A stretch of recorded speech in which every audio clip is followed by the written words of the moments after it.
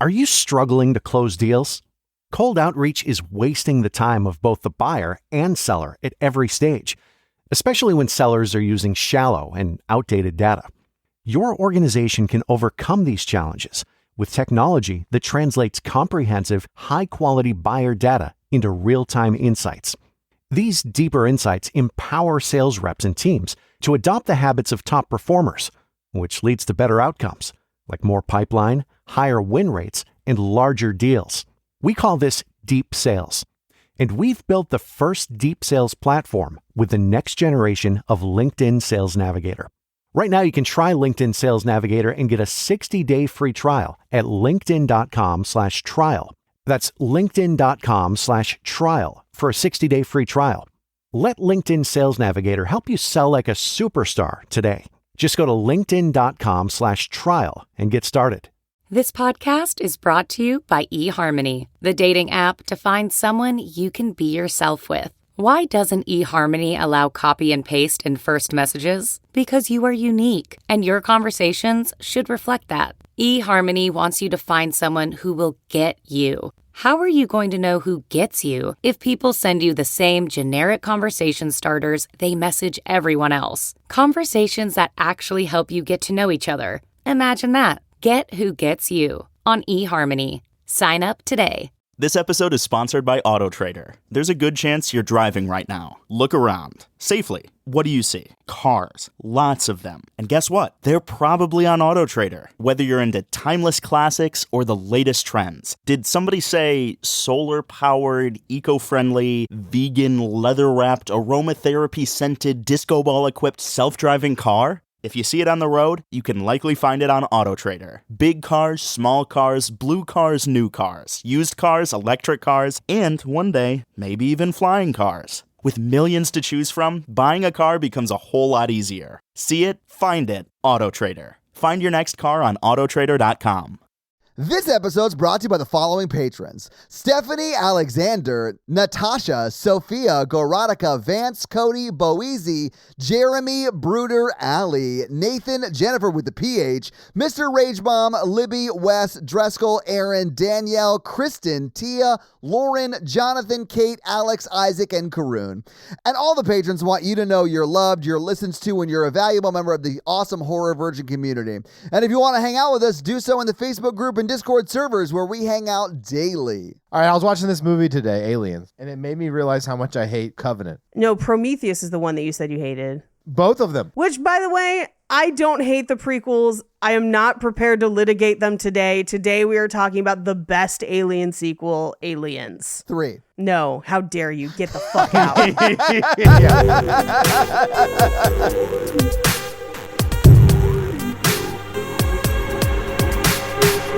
So we're all agreed that Newt killed everyone on that colony. She's the thing. Thank you for tuning into Horror Virgin. I'm Paige. I'm Mikey. And I'm your Horror Virgin, Todd, which means I don't like rewatching scary movies, but you guys make me rewatch them. And this week, you both made me rewatch Aliens with a dollar sign. So how many times have you seen this movie? Hundreds. Yeah. Countless. This was my second time seeing it. It was interesting watching it today because watching movies for the show is always different than just like watching them for enjoyment. And we should talk about, we watched the special edition that has 17 minutes of additional footage in it. I think everyone bought it on Amazon because it was on sale for like $1 more than to rent it. And I was like, yeah, I'm buying this. I missed the sale because when I bought it today, it was like $14.99. Oh no! So ours was $4.99. Yeah, I literally bought it for $4.99 2 days ago. I know. And I thought, and I meant to buy it last night, but I had to go roast battle a guy from Wild and Out. And so I was just like, I bet whatever. that was easy. I'm super famous. I had to go do that super famous thing. Anyway, so it cost me considerably more, but you got to own that dude from Wild and Out. I did. He was very nice about it though. Anyway, we watched the extended version. But when you watch movies for the show, I find that I find new things in them and I'm struck by different things. Sure. And there were many parts of this movie that, like, I always thought of this one as the action one and Alien as the horror one. In my mind, that's how I always had them categorized. Yeah. But watching this today, I was like, this is a fucking scary movie. No, I think this yeah. movie is very scary, but I think it's probably one of the best sequels of all time. Absolutely. I here's the thing. Before Avatar, Jimmy Cams could make a hell of a sequel. Like this and T2. I was going to say T2, I think, is the better sequel. I am waiting on my Abyss sequel. I'd watch an Abyss sequel. You'll be waiting until we get to Avatar. Wait, no, I guess Avatar 2 is sort of the Abyss sequel because it's like the land of the sea or whatever. No. Now, here's my thing. I do love The Abyss. As a movie, I do enjoy too. it. It's fucking bonkers. It really is The great. last act goes fucking off the rails, and it is a hot-ass mess. The extended edition of that also helps clear that up. Does it not have a crazy white alien? Well, it has that. Then it doesn't clear it up, Mikey. But it explains their motivation. It explains the alien motivations. It's like late years Michael Crichton novel levels of wild. In the extended edition, the white alien comes out and he's like, look, humanity fucking shit up. We're going to destroy all of you. And then Ed Harris ends up convincing him not to destroy the world. That honestly doesn't help me with it. Makes it better. This is James Cameron's Congo.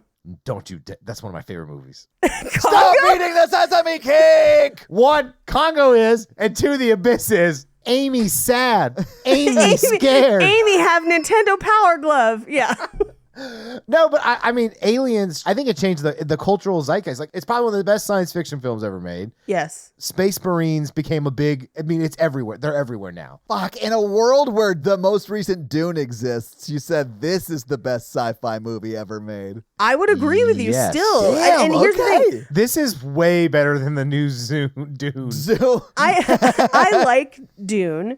I do. yeah, I mean, it's great. I thought it was well made. It's well acted. It's beautifully shot. Yeah. I think Yeah. this is a better movie. Okay. If you like characters who don't act like humans, Dune is for you.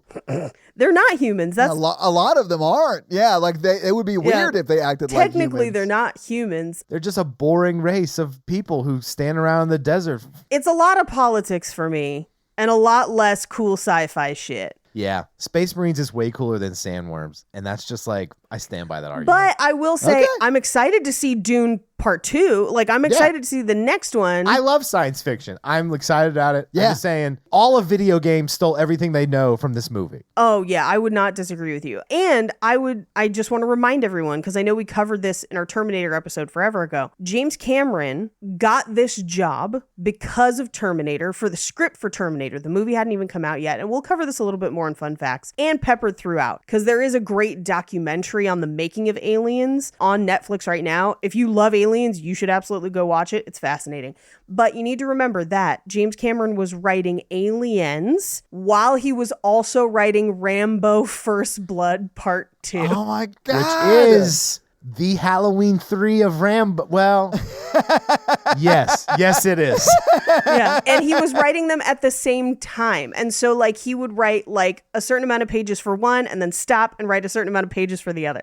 So like the dude was a sequel machine, and then he made Avatar. Or I guess then he made Titanic, and then he made Avatar. Yeah, I mean, he made other like blockbuster films before. I mean, this was a blockbuster film. Like this movie made a ton of money. Like, and we'll talk about it in box office, but I mean, he has been a successful filmmaker since he started making at least Hollywood movies. I don't know if he did anything indie before that, but I would love if he came back and did an Alien sequel. Ooh, I mean, I don't know, because I don't love Avatar, and I have not enjoyed a lot of his more recent films, but It's love only his early Avatar. shit. He literally didn't make anything I after know. Titanic till Avatar. and then hasn't made anything in between Avatar 1 or 2. Yeah, I mean, it's been all Avatar all the time for the past 23 years for James Cameron. And I don't care for it. It did make him like very rich. I'm sure it did, but that's his shitty Space Marine movie. This is his good one. Oh yeah, these Space Marines would slaughter the Na'vi or whatever. That's not a good thing. I think we see that they don't in Avatar.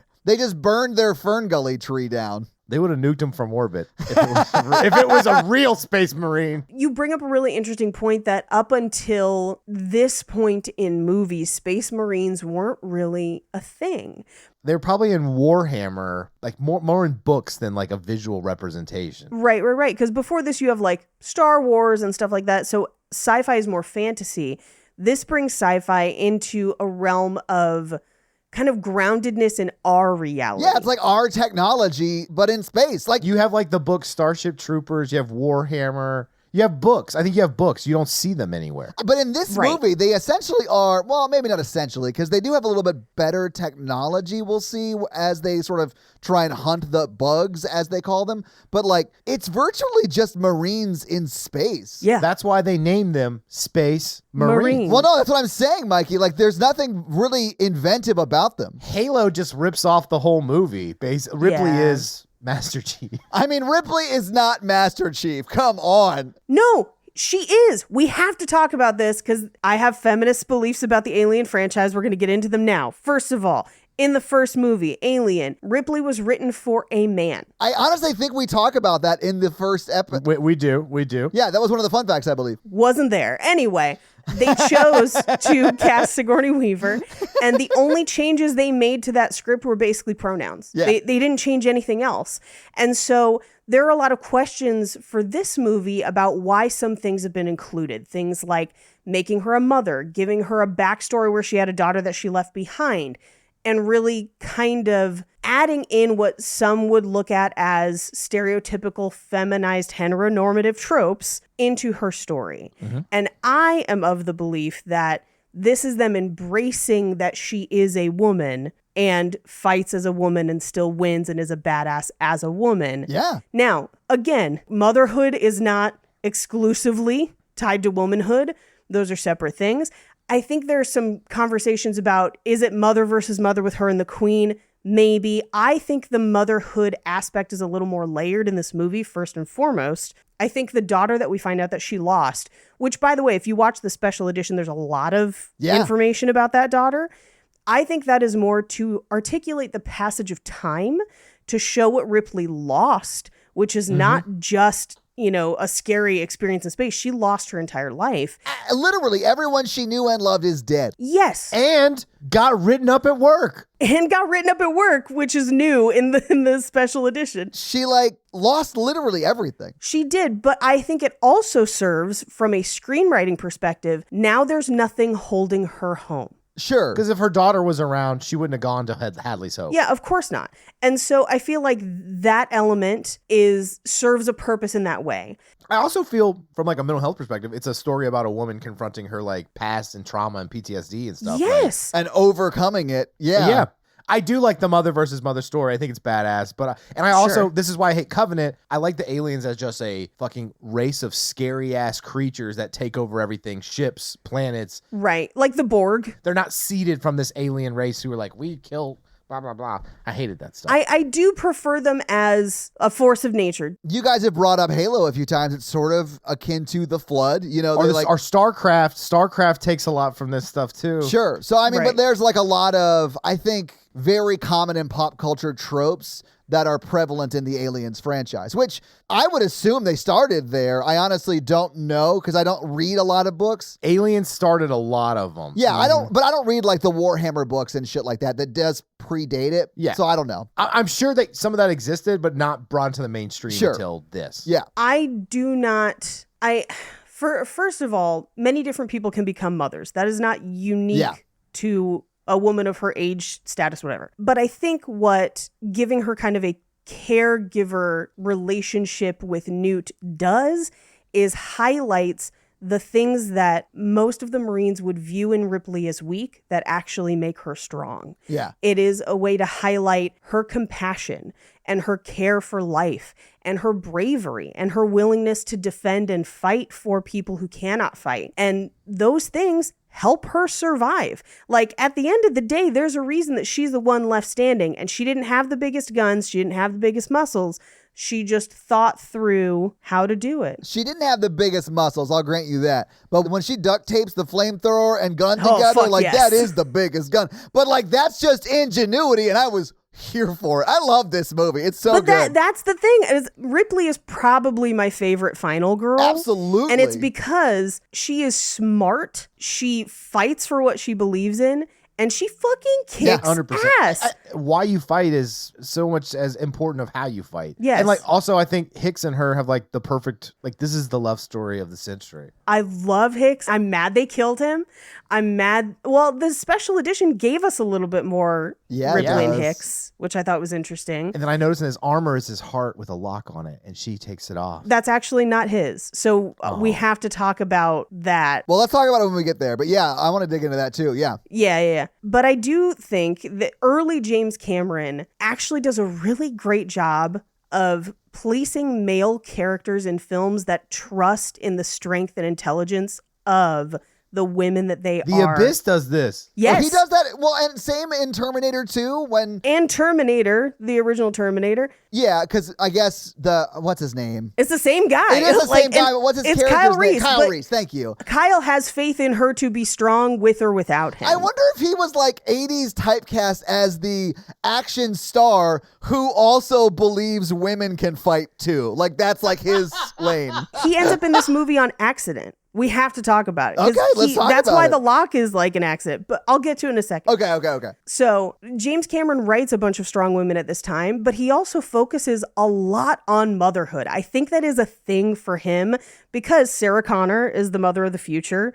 We've got Ripley fulfilling a couple different versions of motherhood here. And then in Terminator 2, Sarah Connor again is like fighting for her son, and it's like a whole thing. Yeah. But I think a huge part of it is there's no one way to be a mother, and being a mother does not preclude you from being a badass. Does that make sense? Yeah. Where like, if anything, it helps drive the strength that was already within for these women. Yeah. Where like, I believe personally, if Ripley didn't have a kid, she would still be strong and compassionate and everything, but we may not know it as well on screen. This kind of gives us an into who she is as a person inside and why she is such a great final girl and why she survives. Yeah. So for me, personally, Aliens is one of my fave feminist movies. I'm all about it. There's also many different ways to be a woman. And hey, some women gonna mom, some women gonna not. That's fine.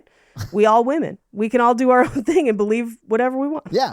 We can have differing opinions on the movie Aliens, and it's fine. I mean, one thing I've learned as people have been like throwing the title critic at me is that if you consider me a critic, don't listen to any critic. Like, I am literally just telling you my opinion, man. Like, it's no better than anyone out there's opinion. It's just mine. I don't know. I'll save my second lecture on Aliens as a franchise being aggressively pro-choice for later in the film. But yes. I can't wait to dig into that because, man, we were talking about that a little bit through text last night in the group chat. Shit, dude, honestly, that group chat last night was like so special. It was so funny.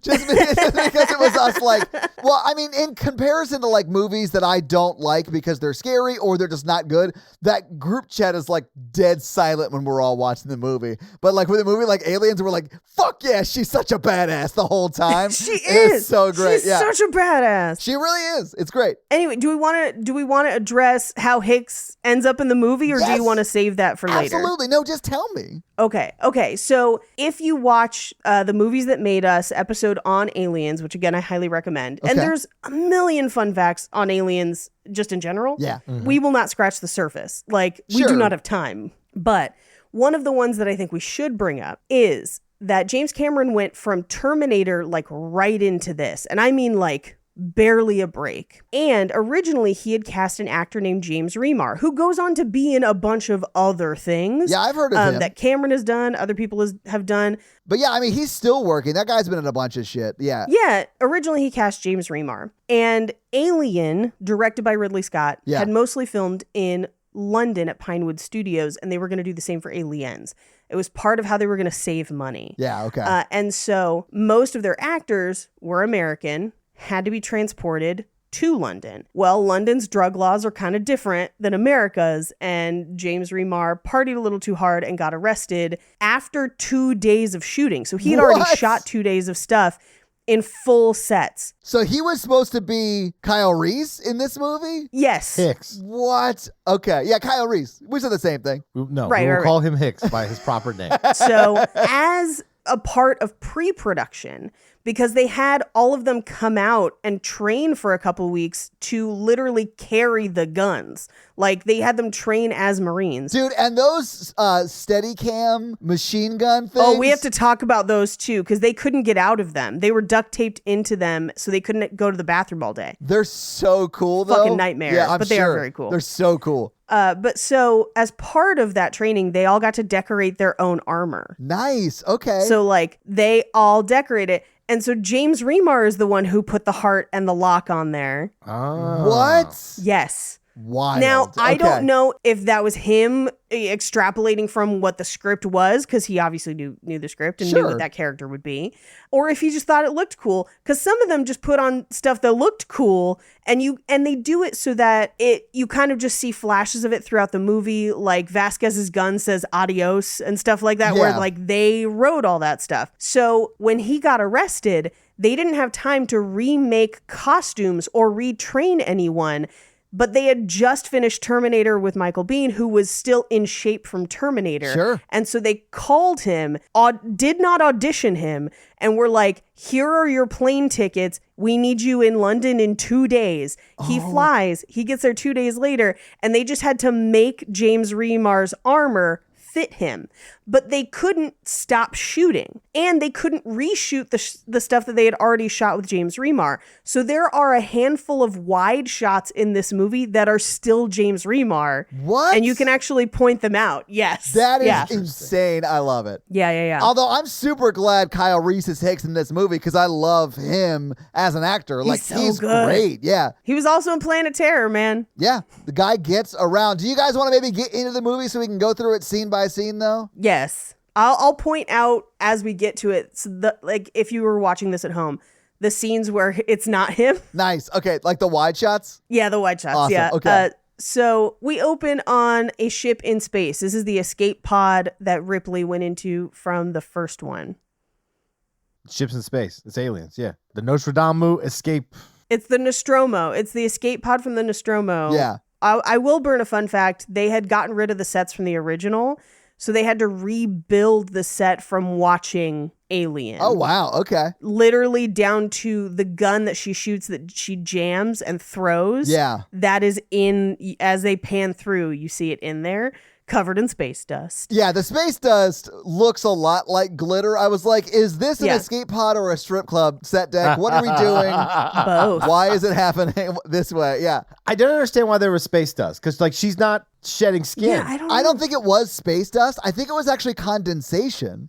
No, because he brushes it away and it's dusty. Why would there be condensation or shedding skin? The cat and her are in the pod. Yeah, I know. Yeah. Yeah, I mean, all of that is insane. I don't know. It just But this is also a thing that always happens in movies in space where you find like an abandoned ship or whatever and there's dust. But you're right. There wouldn't be any. No, in space it doesn't get dusty. in space, no one needs to dust. I mean, we're arguing about this, but this movie also has a ship in space, and when it flies by you, it goes like you'd be able to hear that. And that to me was very funny. You would hear it inside. Well, they weren't inside. It shows you from outside. Yeah. It's from outside. But that's a thing that I think sci-fi films have adopted for audiences to feel better, because Star Wars does it too. Yeah. Because if you were just watching it in silence, I think people would be like, No, that's boring. this doesn't seem that cool. But here's what really would have happened. Those scavengers would have been like salvagers. Would have been like, Yeah. oh, there's a woman here. We better kill her so we can have this ship. Yeah, honestly, though, like she's lucky that one guy had ethics. I mean, Yeah, right? honestly, if it's scavengers in deep space, it's a surprise he didn't turn to his family and go, it looks like meat's back on the menu, boys. From Lord Yeah, of the oh, Rings. yeah. Because they're definitely going to be space cannibals, guys. Of course. For sure. But what I really want is somebody to recut this scene, and the scavengers are just Han and Chewie.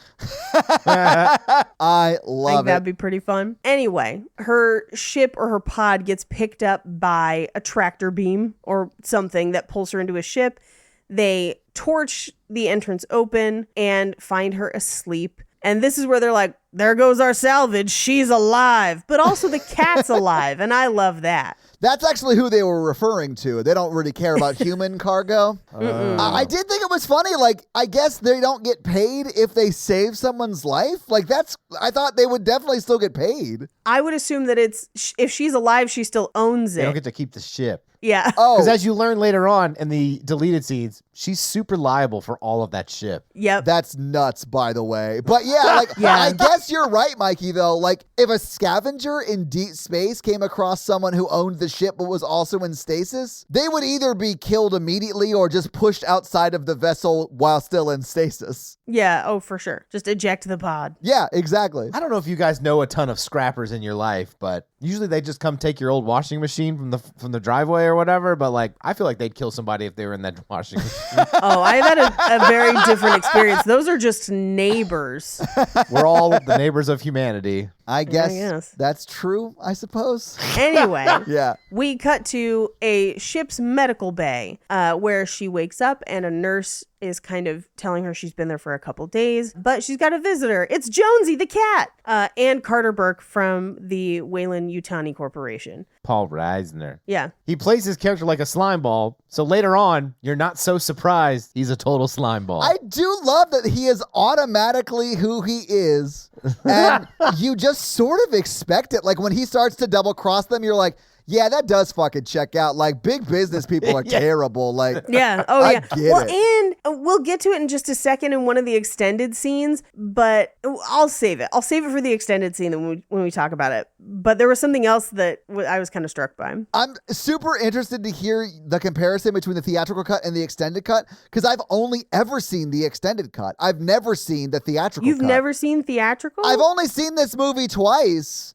and it was both the extended. It's mostly Ripley's backstory. Anyway, he is a slime ball, but young Paul Reiser, very cute. I mean, yeah, I guess if you're into that sort of, I'm not. I mean, he's terrifying. And he's going to kill all of you to save himself. And exactly. He can wear a vest, though, you know? he can wear a vest, man. He's got those very pretty eyes. He's layered up like certain people. I completely agree with all the things that you're saying, except I have to say Helen Hunt is too good for him, and Ooh, we need yeah. to move on from that. I will say that you talk a little like Paul Reisner in this movie. Like, I pictured Todd as Paul Reisner throughout this whole It's film. because I also look good in a mean vest. I've just I been mean, like, don't get me wrong. I'm still picking Hicks every time, but like, all right. okay, I mean, okay. if Hicks can get it, Paul Reiser can get it second. Can have some if Hicks is done with it. Yeah. Like, I could just see Todd, like, aliens attacking Todd, turn to the guy and be like, "Are you just gonna kill him, right? Like, we don't think you're just gonna go kill him." Oh, if you're saying I'm like Paul Reiser because if aliens attacked, I wouldn't know what to do, that is correct. Like, I am not a space marine in any capacity, but neither are you. What are you going to sit him down on a couch and be like, so you're an alien? What was your mother like? Let's talk No, I about would how just you shoot were them. planted as an I would egg just and shoot then had them. to mouth rape somebody. I bet that was also traumatic for whatever. I would say that I wouldn't sneak out the back door of like a colony that's under attack by aliens. I'd be like, I'm gonna stay with the 4 people alive. I would say this is my perfect chance to have a muscly person show me how to use a gun. And that is what Paige is into. Would do it. I would have done it too. But I mean, and Mikey, I agree. Paul Reiser is dumb and goes off by himself in the middle of hordes of aliens attacking. That is Yeah. very stupid. I don't think you would try to murder 2 women. It depends on the circumstances. 3 women, definitely. But 2, no. I mean, but I think he was going to get paid a lot of money. Fuck. Okay, what is everyone's price to kill Ripley and Newt? Bottom dollar. What's it cost? $17.50. $17.50 to murder a woman and a child. Well, yeah, because like the child knocks down so much off the price. Because you're getting rid of a burden on the state, Mikey. Because he's excited to fight a child. That's what it is. I don't think I have a No, price on I don't this think one. I could not murder a woman or Oh, a no. child. Yeah, I don't think either of you could either. No matter how delicious they looked. Even for like $1 billion, I wouldn't be able to do that. $1 billion, Mikey? Fuck. Okay. Todd, That's a lot of money, Mikey. For this sounds terrible. For $1 billion, I'm gonna try and talk it out with them and be like, imagine how much good $1 billion could do. How much do your families You're gonna want? try to convince them to let you murder them? Participate, yeah. And hey, if they say no, then okay, then I guess we're not getting $1 billion. But What if it's an ethically sourced victim group? So it's like people who That's are like not a volunteering to be put down, for lack of a better term. I have so many questions about that sort of population. Why are these people volunteering to be murdered? What is the motivation? Oh, no, there? I was just assuming it was like a voluntary death. I mean, there are societies around the world now that do that. Okay. But they're clones. They're not real people. oh, clones. You cannot clone loophole your way out of this, because my bottom dollar for clones, I don't even want to is discuss free. in a That's public target forum. practice. You ask Obi-Wan Kenobi how much he would pay for a clone's life. Very little, my friend. Yeah, he let a lot of them to death. Yeah. And then killed them later when they switched sides. So many of them died, they named that whole war after them. yeah. Anyway, do you want to get back to this one that doesn't have clones in it? We don't know that. Any of them could have been a clone. We don't know that. Yes, because cloning does exist. It's all that's canon. It But is. 500 years in the future, though. We're not there yet. We're not there yet, Mikey. No. Anyway, let's get back to this movie because we're like 40 minutes into this recording and like 2 minutes into this movie.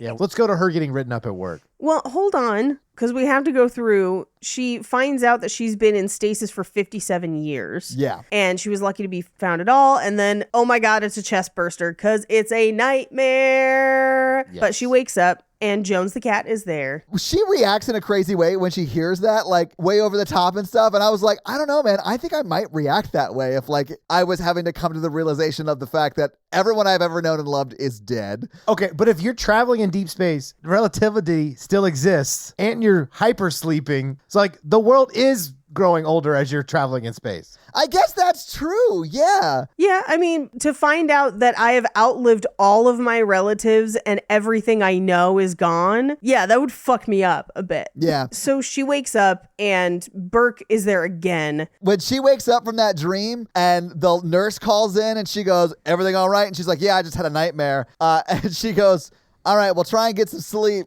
And then Ripley responds with, I've slept enough. I don't know if you noticed, but the nurse doesn't say anything, but with her eyes, she says so much before she hangs up. She like, damn right, girl, and then hangs up. Yep. It's so funny.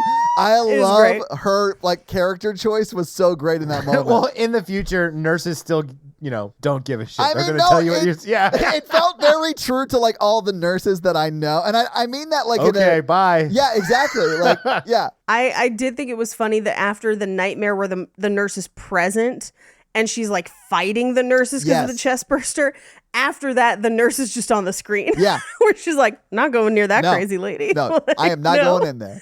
So Burke comes back and he's like, hey, I have some files for you before the inquest because she's about to go into a hearing about what happened in the first movie. Yeah. But the file that he gives her is the information that he found on her daughter, who was 66 when she passed away, which was 2 years ago. That's brutal, man. You've been adrift in space for 57 years and miss your daughter's life by 2 years. Yeah. Ugh. Well, and not only that, so what we find out is that she was supposed to be back in time for her daughter's 11th birthday. Yeah. So the trip was only supposed to take like 2 years or whatever, and Okay. she was going to be back. Brutal. Did you hear that her daughter married a McLaren? So she married well. I did. She married money. But she did still end up working for Weyland Yutani the entire time, which to me started to make me feel like, did everyone on Earth work for Weyland Yutani? Yeah, they're like Is this like a Amazon. Blade Runner kind of a thing? That's, Yes. The Blade yeah. Runner comparison is sort of the vibe that I picked up from it. Yeah. So we also find out that she has no grandchildren. Her daughter married but did not have children.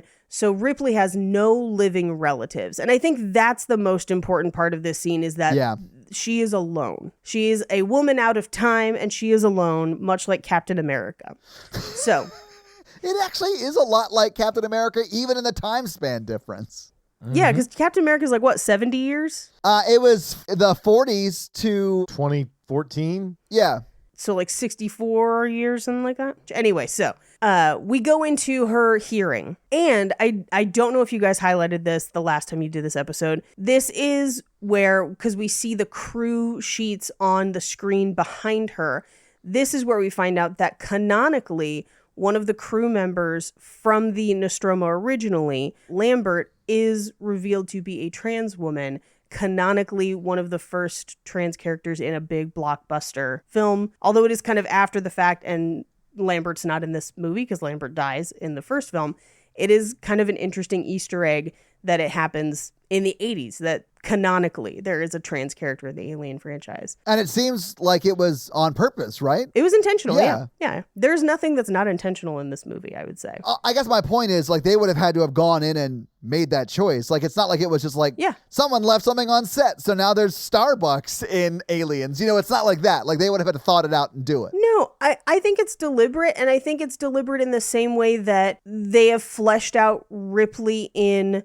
a way that skews heteronormatively feminine, where it's like we are making a decision that this is who this character is. It is no longer a blank slate that was a male character that we just changed pronouns for. She is a woman. Yeah. And we are choosing to identify her as such. There are also multiple women on this crew later on, all varying different kinds. It is a cornucopia. So in this hearing, they basically accuse Ripley of like wrecking their ship on purpose and killing everyone. Yeah. Well, woman drivers. Oh, God, Mikey. Mikey. Boo. How dare you say something so brave? How dare you?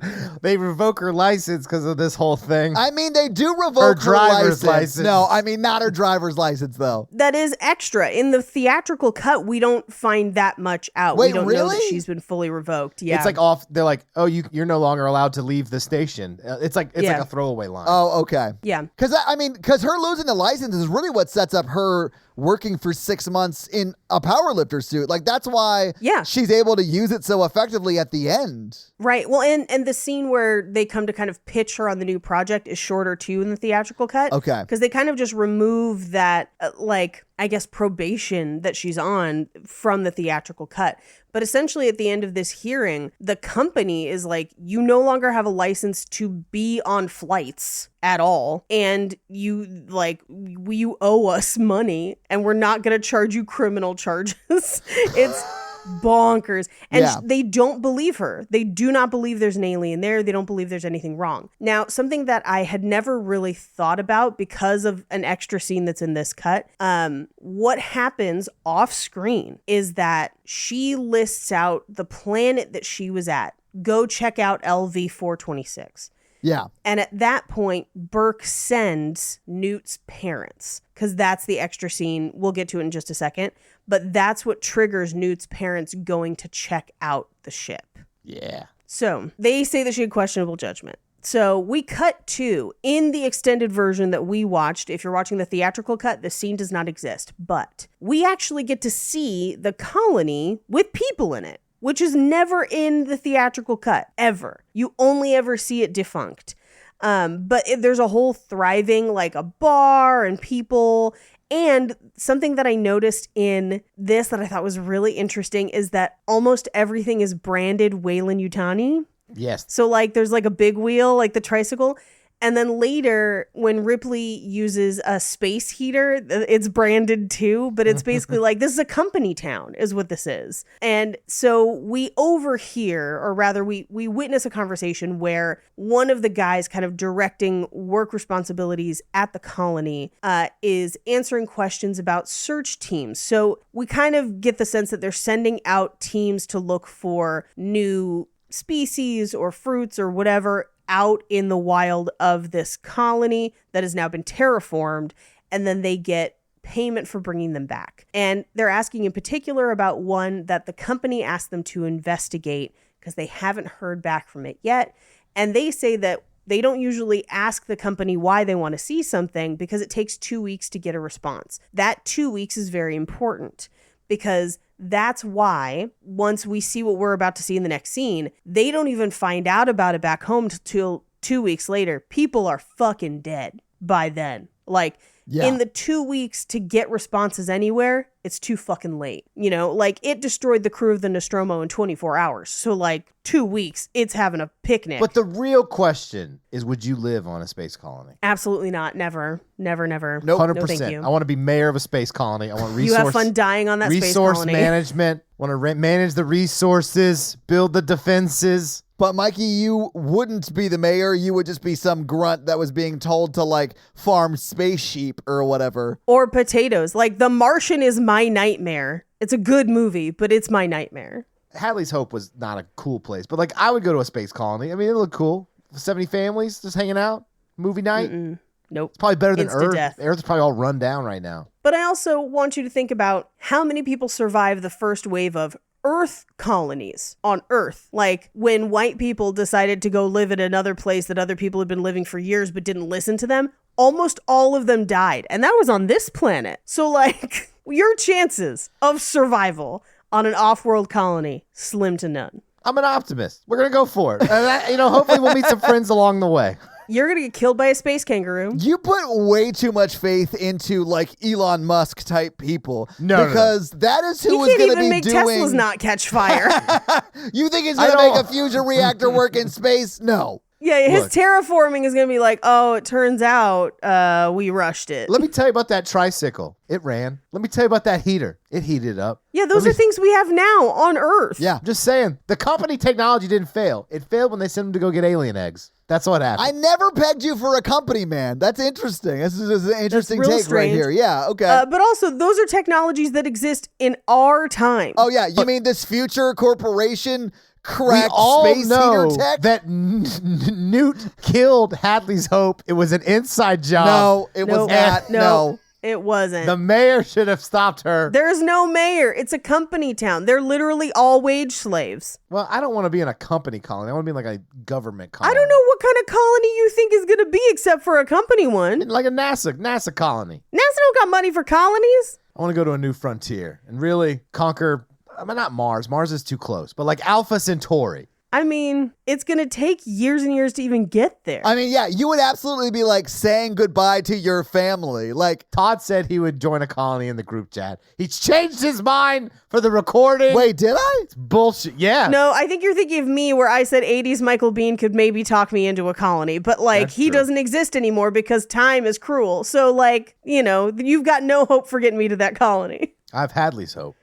Oh God. You know who doesn't have Hadley's Hope anymore? Hadley's Hope, like literally the people who live there. Oh, Mikey, I am referencing our group chat from yesterday. The only thing I said I would do is if in like 2,000 years from now they had like nailed space colony and like Sure, they that's had a like different story. perfected those technologies, then yes, I would consider it. That's what I'm talking about. You're not going to live that long. It's a hypothetical. The problem for me is I love my family, and if one of them doesn't want to go, then I'm not going, you know? I don't think that we will successfully colonize space to be as safe as I want it to be within my lifetime. Yes, No, but, exactly. like, let's say you're living in this time with these peoples. I don't think it's safe in this time. They got Space Marines. It'd be fine. I'd join the Space Marines. I'd join up. Unless you like requisition me my own personal space marine. But even then, you are going to have to like tranquilize me.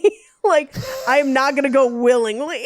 I'm not sold. This does not look safe. I don't trust corporations to have our best interest at heart in general. I mean, because they don't. They only care about what Paul Reiser cares about in this movie, and that is stakeholder profits, and they don't care Yeah. about people. Well, I'm on the non-profit colony. That Then you're going is to have even not less gonna money. exist. You're going to Yeah, die. yeah. This is, let me put it to you this way. Southwest couldn't even fly people to places within the same country successfully this past week. You going to trust companies to just like Fly you to a different planet. to a different planet and then trust us not to die? They already have our money for the voyage. Why keep us alive? Okay, but if you're like in a Firefly type universe, like you're like this is if we are in a science fiction universe. Well, that's a different universe than this and a different hypothetical question. Because I've never lived in a universe where there's safe space colonies, so I've never really experienced it. I can't really empathize. I feel like that's an appropriate thing to say, though, because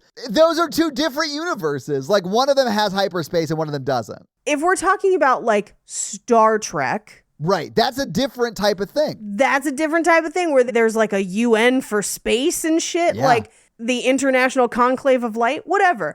That okay, because it's clearly been happening for a long time and Right. it's a norm of the society. This is still new where they're like, we just figured out how to terraform shit. But also, I've played way too much Horizon Forbidden West and Zero Dawn to trust terraforming shit. Well, it's new to her, but like they imply that there's hundreds and hundreds of colonies and they've encountered different aliens. I mean, that is heavily implied because they ask, is it something or is it a bug hunt, right? Right. And so they've Yeah. definitely fought, I don't think these aliens before, but aliens. Right. Yeah. But what I will say is that for people who have done this a lot, that colony still looked like ass. Yeah.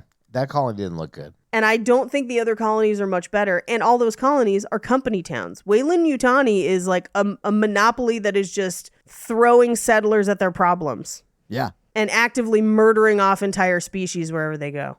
I would definitely try to go to the planet Catan and be a A settler. settler of of Catan. Catan. You son of a bitch.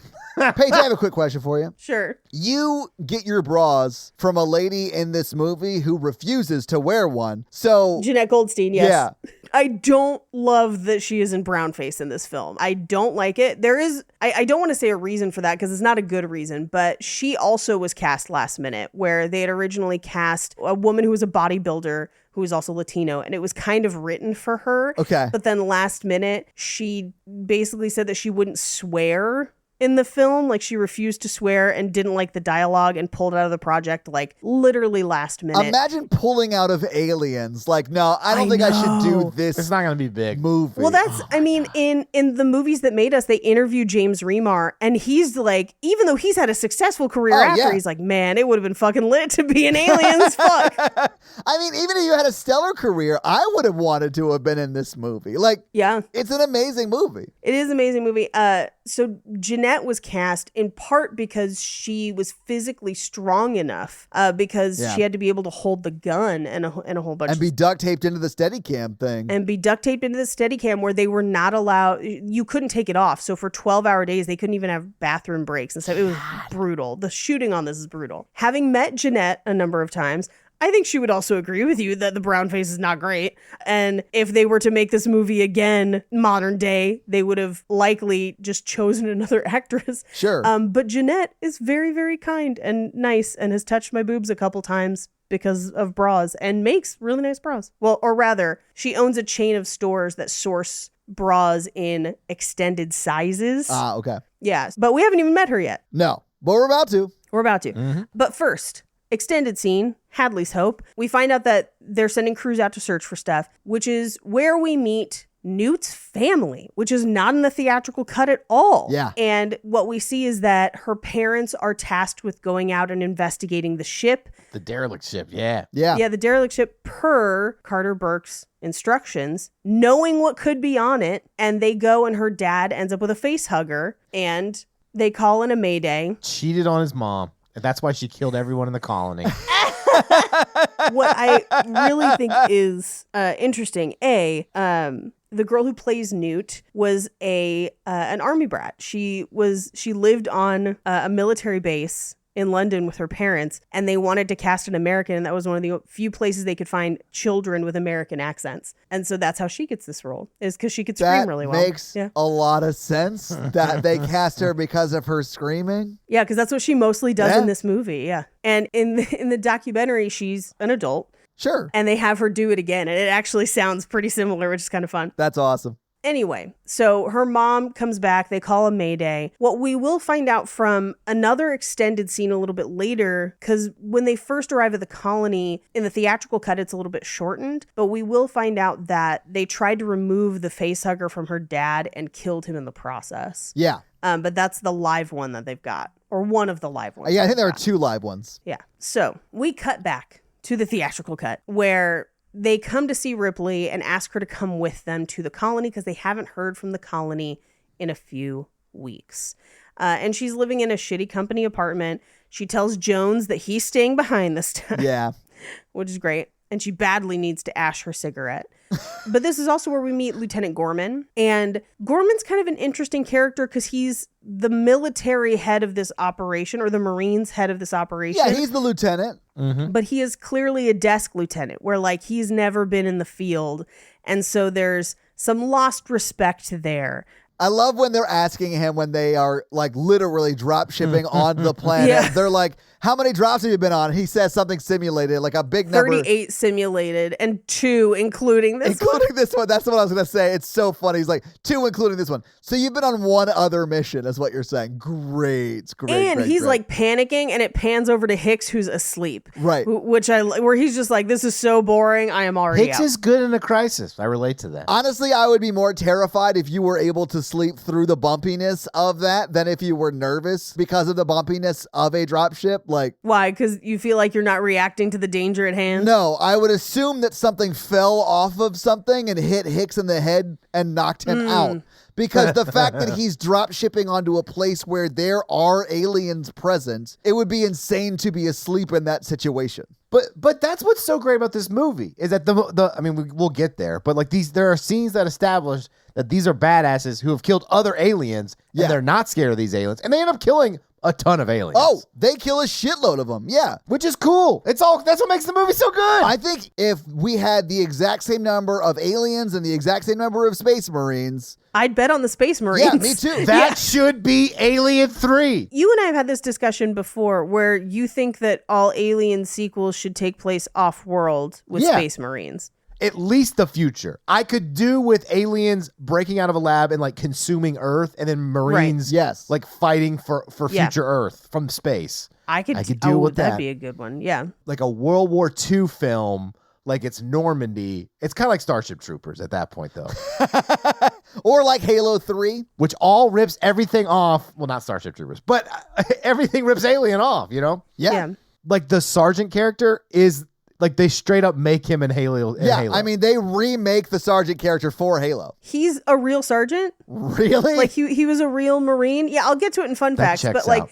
yeah, but he was one of the few that was like an actual like armed forces guy. Awesome. Anyway, they try to talk Ripley into going back because they'll have troops, they'll be safety, and she's like, no, I just want to stay, use my power lifters, hang out at the cargo docks, like just leave me be. And they basically dangle a carrot in front of her of like, well, you know how we like revoked your license and blamed you for what happened? You know how we railroaded you and like made you, yeah. lose your job and status? And didn't believe you. Yeah. Do us this favor so we can return what we took from you. It's a wild ask, and I understand why she's like, no, fuck you. I'm not going to do it. Yeah, well, and he leaves her his card, and he's like, think about it. And she wakes up from a nightmare about aliens, and I assume that the reason she decides to go is like, until I finish this, I will always have these nightmares. So it's more of her personal journey of like, I have this trauma and I have to address it head on,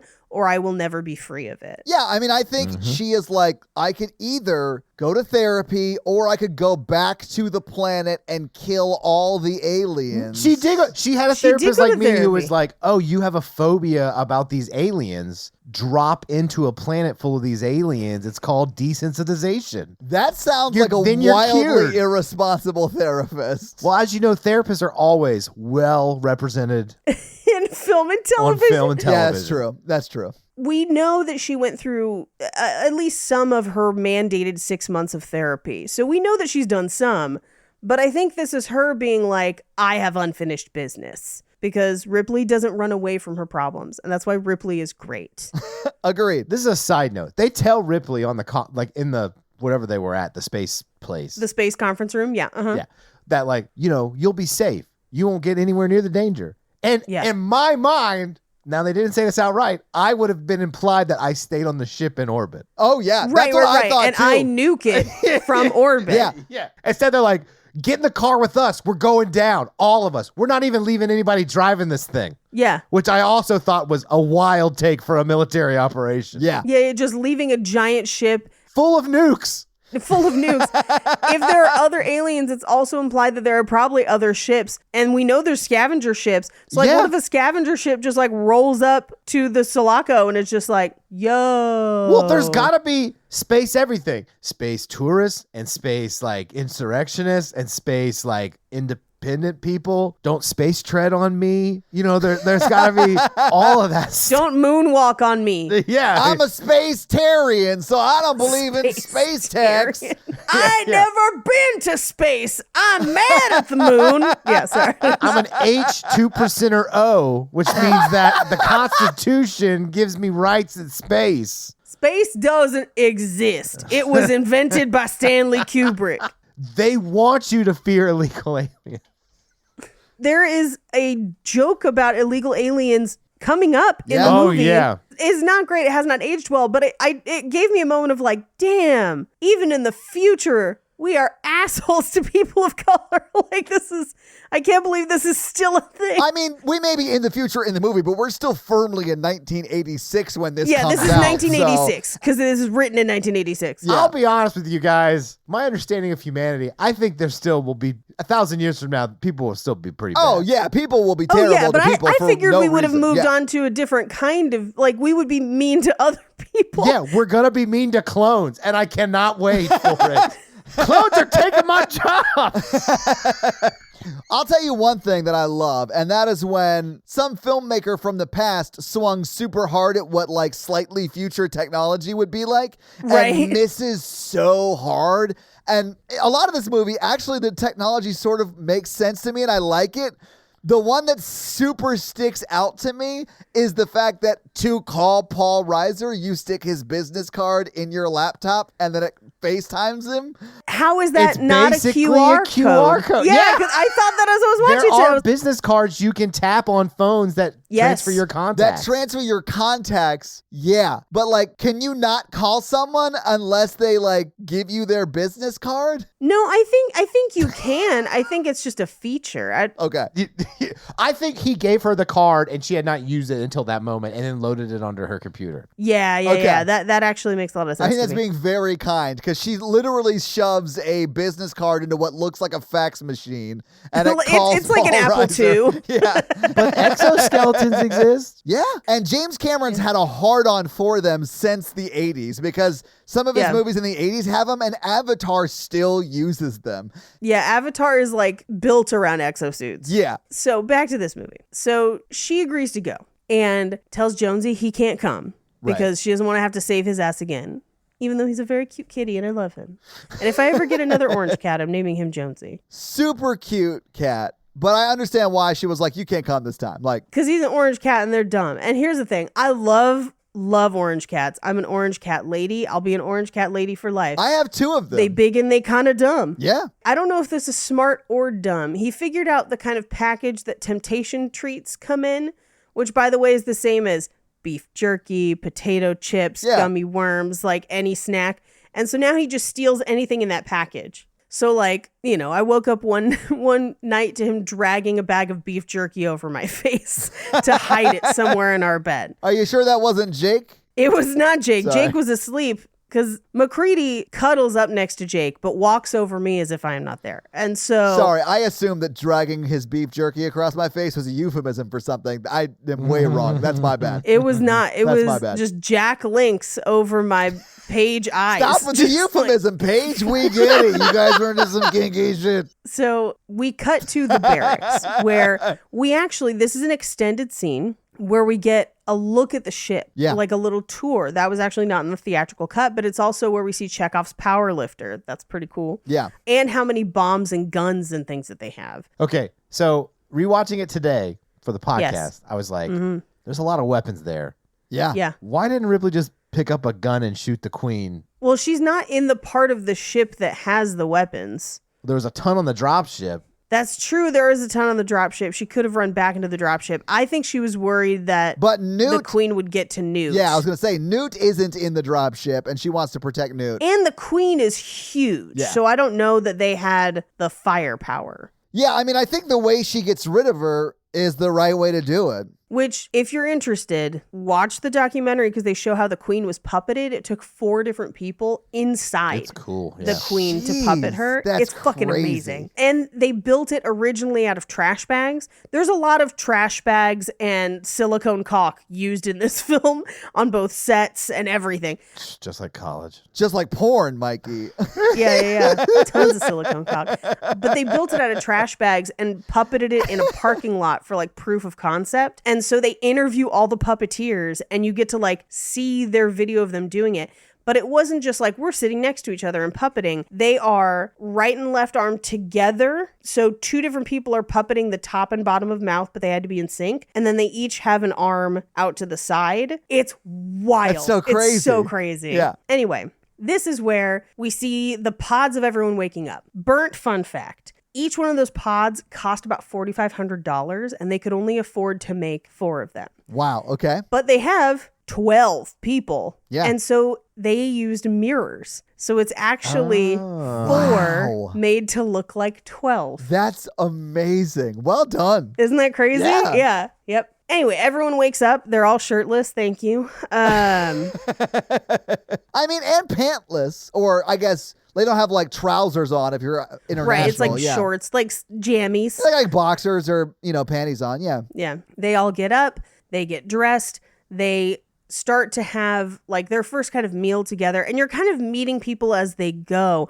but they're rowdy soldiers. It's very, very different from the crew that we saw in the first film, but also it's very different from Ripley, who feels, I think, initially very out of place with this group. I mean, I absolutely think she does, but a lot of people in this group are like, I don't know, like I sort of love Bill Paxton in this movie, but like, I love Bill Because Paxton in he's this movie. so Almost good. all of his lines are improv. but I hate his character. Oh my God. Did you just say all of his lines were almost improv? Almost all of his lines are improv. And the only reason people know this, because Bill Paxton unfortunately has passed. Yeah. And he was beloved by the entire cast. Like, that part of the documentary is super sad. They all miss him. And the girl who played Newt was like, he would always apologize to me when he swore in front of me on set. And he would like, color in coloring books with her and stuff. He was supposedly like the nicest guy.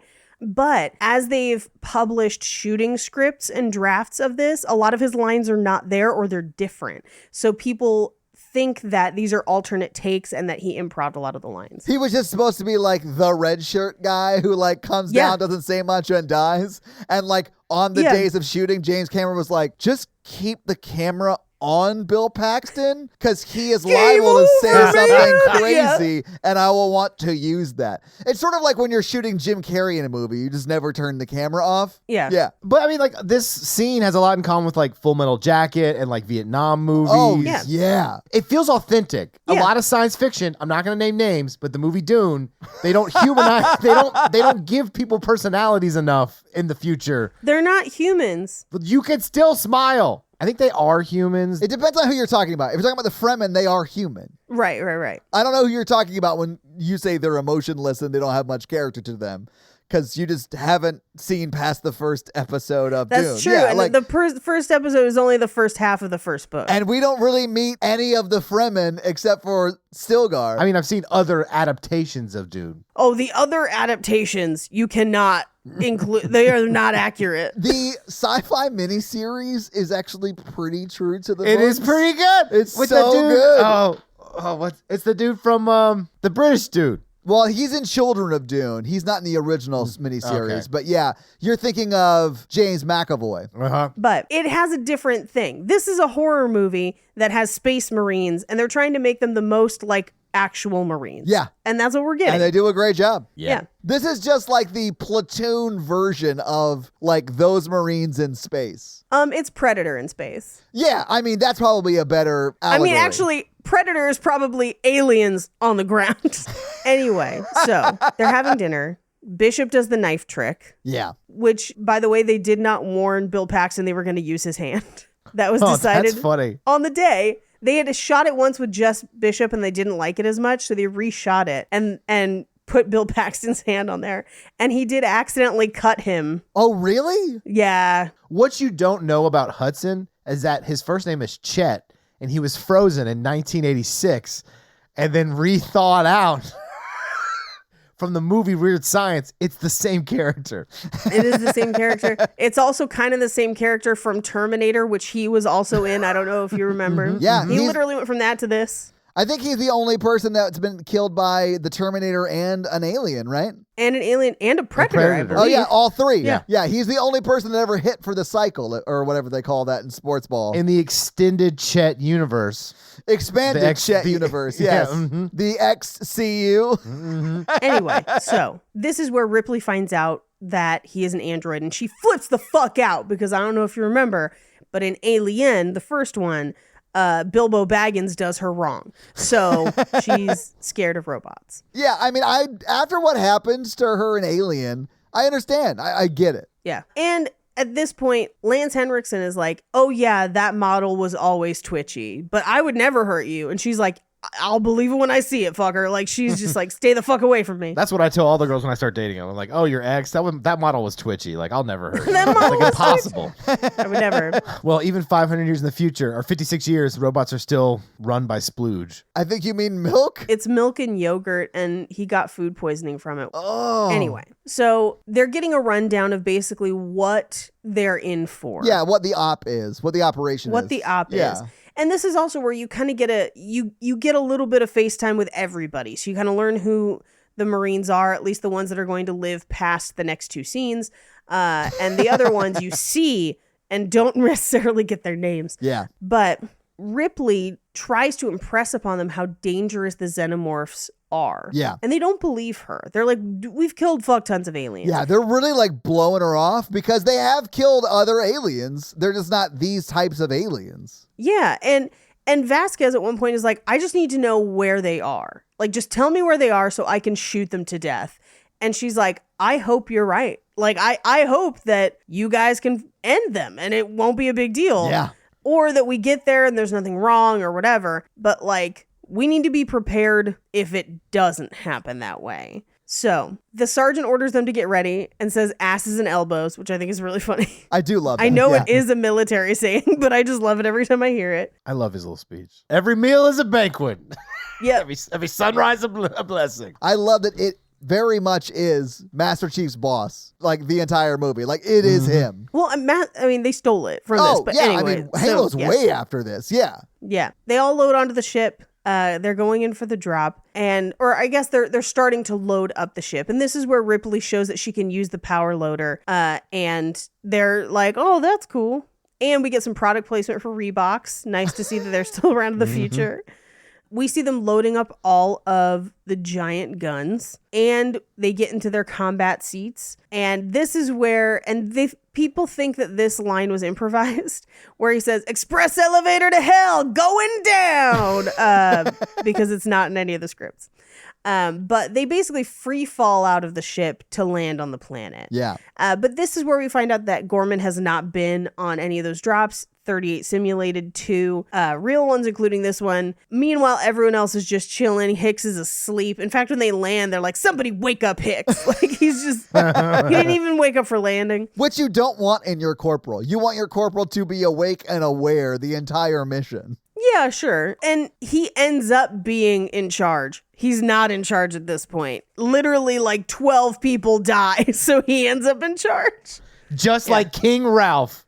So they land, and they're going to go into the main colony complex. So they do fly over. There's no activity. They don't see anybody. And they realize that they still have power. Like, the electricity is still on. Yeah. So they land, and then they basically take off in effectively like the Rumbler from Dark Knight, or the Tumbler, whatever they call it.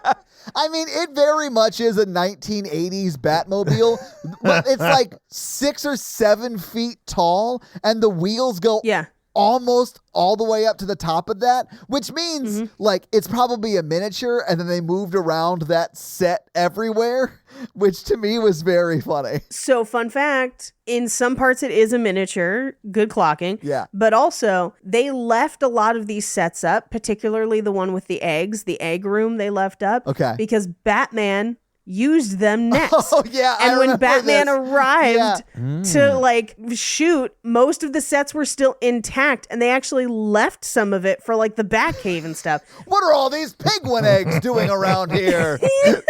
I think it's mostly the H.R. Giger walls and stuff that they left. But I do think it's very funny that it basically just gets reused, which is kind of hilarious. Yeah. But the town is abandoned, which without that earlier scene, like the movie still works. In the theatrical cut, Sure. it never bothered me that it was, abandoned or whatever.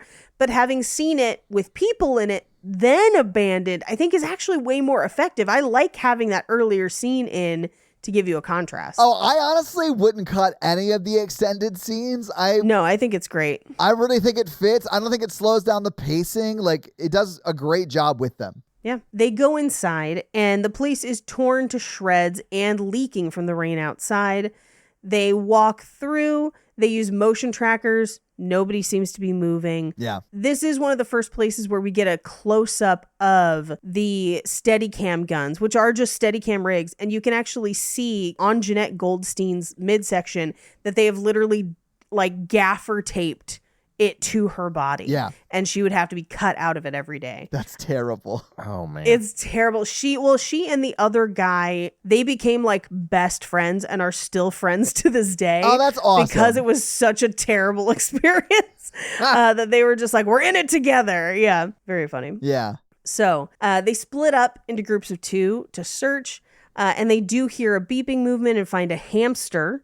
But other than that, they don't find anything. Is it a coincidence that everyone is dead except Newt's favorite pets? That's all I'm saying. I mean, someone should be asking these questions.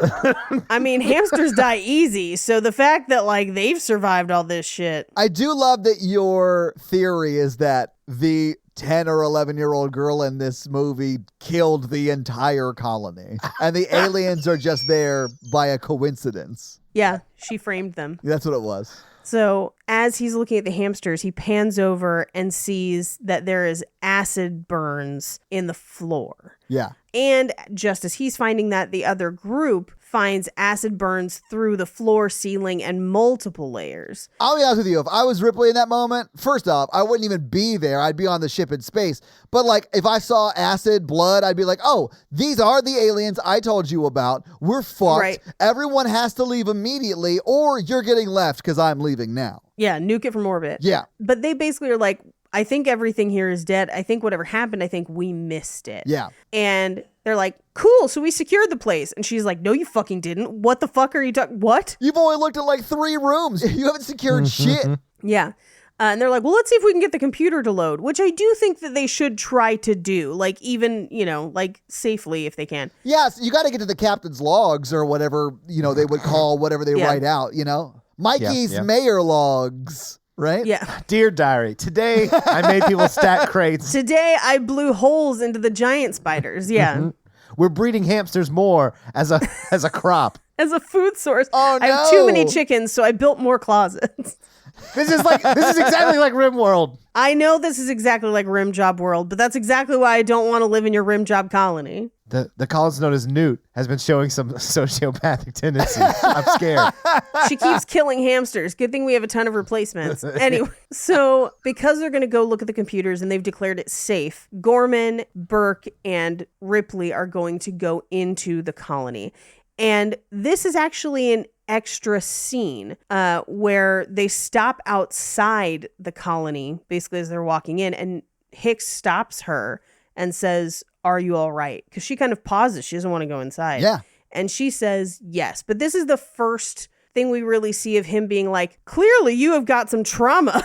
Are you okay? Like, no one really cares for Ripley's safety except him for the bulk of the movie. And it's kind of a marked difference from the other people around her. Yeah. They go inside and realize that the settlers had blockaded portions of the colony to try and either keep things out or keep them in. But the barricades did not hold. But they're not finding any bodies. So they go into their server room and their lab, basically their med bay, where they have live specimens.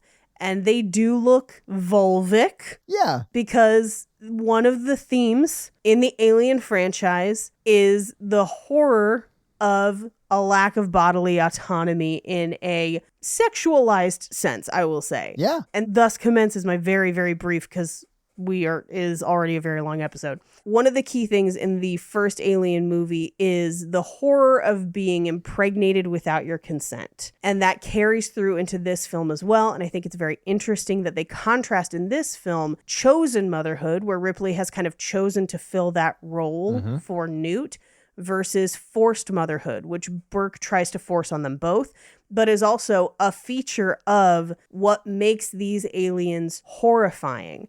And it, I think, really gives validity to people who have experienced assault in that way and how that can be very violating. And I think this movie is one of few to address how violating a lack of bodily autonomy in that way can be. And I respect the hell out of it. And I think it makes it very approachable of like this abstract thing of like, well, if an alien impregnated me, that'd be the worst thing that could ever happen. And but what if that alien grew up to be president? Right, exactly. and like that's me, stupid kid watching science fiction movie, and then like, you know, you date a girl and they're like, oh, like a rape, and you're like, yeah, that makes sense. Yeah, okay. And it is no mistake that many of the aliens are designed to be phallic. That was purposeful. H.R. Giger has talked about it quite a bit. Yeah. It is not an accident. It is not a coincidence. Very much these movies use sexual assault as a language to communicate terror within this franchise. When I was taking Phil Eisner's class at UCLA, which, did we ever put that on Patreon? You mean our chat with Phil Eisner? Mikey, unfortunately, couldn't be there because you had to be at work, Mikey. But yeah, that's definitely on Patreon. It's been up there for a few months, actually. Okay. Writer of Event Horizon. But the first thing he did the first day of class is he just like stood up and walked to the chalkboard and drew something and then stepped back, and it was a xenomorph. Like he'd perfectly drawn on the chalkboard. Nice. And he literally was like, why is this scary? Why is this terrifying? What does it look like? And was like, it is phallic. Like that is part of the fear. That is baked into this franchise. You cannot separate it. And I don't think it's a mistake that a franchise that has a woman as your protagonist who is strong, who wins at the end and fights through it, also has an association with sexual assault as the villain. I think that is purposeful, and it's very important to me within the franchise. I mean, I think it was also important to James Cameron because he worked it into the whole fucking franchise. Like, it became a thing. Well, it's in the first one, too. I guess that's true. Yeah. It started in the first one. Warmer, sunnier days are coming. Fuel up for them with Factor's no prep, no mess meals. Meet your wellness goals in time for summer. Well, let's call it fall. Thanks to the menu of chef-crafted meals with options like Calorie Smart, Protein Plus, and Keto, Factor's fresh, never frozen meals are dietitian approved and ready to eat in just 2 minutes. So no matter how busy you are, you'll always have time to enjoy nutritious, great tasting meals. Guys, you can make your day delicious from breakfast to dessert. Stay fueled with easy, nutritious options, all while keeping kitchen time to a minimum. Factor's meals are ready to go in 2 minutes. No shopping, prepping, cooking, or cleaning up. So head to factormeals.com/horrorvirgin50 and use code horrorvirgin50 to get 50% off your first box plus 20% off your next month. That's code HorrorVirgin50 at factormeals.com/HorrorVirgin50 to get 50% off your first box plus 20% off your next month's while your subscription's active. Hey, I'm Jake Johnson, host of the podcast We're Here to Help. But this episode right now that you are listening to is sponsored by Brooklinen. Brooklinen provides luxury bed sheets, pillows, comforters, and blankets delivered straight to your door. How do I know this? Because Brooklinen delivered me a quilt, sheets, pillowcases, and I love them. Plus, Brooklinen has been tested and awarded by experts, including Good Housekeeping, GQ, Wirecutter, and the hosts of We're Here to Help. So listeners can save a ton by purchasing a hardcore bundle, which includes a core sheet set, which is the thing I got, extra pillowcases, and a duvet cover. You can also mix and match. They do this stripe thing that's cool, but that's a dealer's choice. So are you ready to build your dream fall bed? Visit in-store or online at brooklinen.com. That's brooklinen.com, BROOKLINEN.com. Get 15% off your first Brooklinen order and save extra when you bundle. But yeah, so this is where we see, first of all, the underside of a face hugger, which is one of the first times we've ever seen that. Yeah. Including its terrifying rape tube. And it looks very genital. Also, I think this movie might be one of the first times where we see a face hugger run like a spider. Yeah. Yeah, dude. Ooh. Anyway, something triggers the motion sensors in D block. And it's coming straight for them. They don't know what it is or why, but something runs past them. One of the guys shoots first, asks questions later. Hicks stops him because he paused long enough to see that it was a little girl. I mean, you They see almost it's a shot little that girl. little Yeah, girl. and they do Yeah. shoot at Newt in this first scene. Yep. So they kind of try to grab her and pull her out. She bites Hicks's arm, so he's got like a bandage on it the rest of the movie. Yeah. And Ripley ends up crawling into the vents behind her, and she basically lives in like a trash compactor. Yeah, it's like in the ventilation system. Yeah, it's just like a place she can hide and not make noise and survive. Or it's a place she designed to survive her attack on Hadley's Hope. I mean, I don't know that she could have orchestrated the murder of 70 families. She took a lot of personal effects into that place, which is weird if she really didn't have a lot of time. I mean, she's had a lot of time. She's had a couple weeks Yeah. at least. And if I was the only survivor of an alien infestation, I would probably want to go collect some keepsakes. Yeah, well, she's got like her school photo Yeah. that has her real name on it. She's got her doll Casey that is just a terrifying severed head. Yep, that's a point for me. That's fair, Mikey. Yeah, I'll give you that one. Yep. She won't really talk to anybody but Ripley. And I think it's because Ripley's the only one that treats her like a child. Yes. like Gorman's like, talk to us. Why won't you talk to us? And Ripley's like, hey, here's some hot chocolate. What's your name? I mean, Gorman Yeah. seems like he's one step away from leaning her over a table, putting a towel over her face, and pouring a jug of Waterboarding her. water on her. Like, he is that close to that. Maybe if he waterboarded Newt, he would have got the truth. this is bonkers bad take. I mean, I think we do get the truth in a much better way from Sigourney Weaver just treating this like 10-year-old like a 10-year-old. Yeah, well, and I think that's the other thing too, where some people have criticized, like, oh, they just put Ripley into the mother role. And I was like, no. I think Ripley found a child and no one else cares and no one else is going to look out for this child, and Ripley is compassionate. Well, and, like, I mean, yes, I would say she is compassionate. I don't want to discount that by what I'm about to say, but also they needed that information, and Ripley's the only one that knew how to get it out of a child, so she Yeah, had to 'cause she's a step in mother. and get that information. Like, I'm not saying she's not compassionate, but someone also needed to do that, and she was able to do it. yeah. Yeah. Well, and as the movie goes on, I also think it's really interesting. People always talk about her as a mother figure and don't address Hicks as a father figure, because he transforms throughout the film as Yeah. well. Yes, he does. Where you see him like lifting her onto tables Yeah. and carrying her with them. Like, Towards the end of this movie, when it's sort of just the three of them, it is they're like a little family. It's like a family, yeah. which is why 3 is so mad at him. It's like X-Men 3 to me. Oh, X-Men 3 is terrible. That's the one with the bridge, right? Yeah, I fucking hate that one. It's terrible. Especially because X2 is so good. It's just like this. Uh-huh, yeah. See? Anyway, so they get some information out of Newt, and we find out that her family is dead, Yes. which should have suggested that everyone was dead. But essentially, they get hits off tracking beacons for the other colonists. Yeah, she was like, they mostly try to tell me what to do. Mostly. Oh, gee. But this is also where they find out that they're all in like one place. And for me, I'm like, they're all in one place. This little girl's with us. Those are bodies. Like, there's no way to, like, they're not alive. Someone would be Right. caring for this child. Absolutely, yeah. Also, we do get to see Bishop dissecting a face hugger. Which is cool. It is very cool, That's yeah. pretty cool. Anyway, so they decide to go drive to another part of the compound where all of the bodies are. And they kind of park up at the top and then send all of the Marines down via the stairs. Yeah.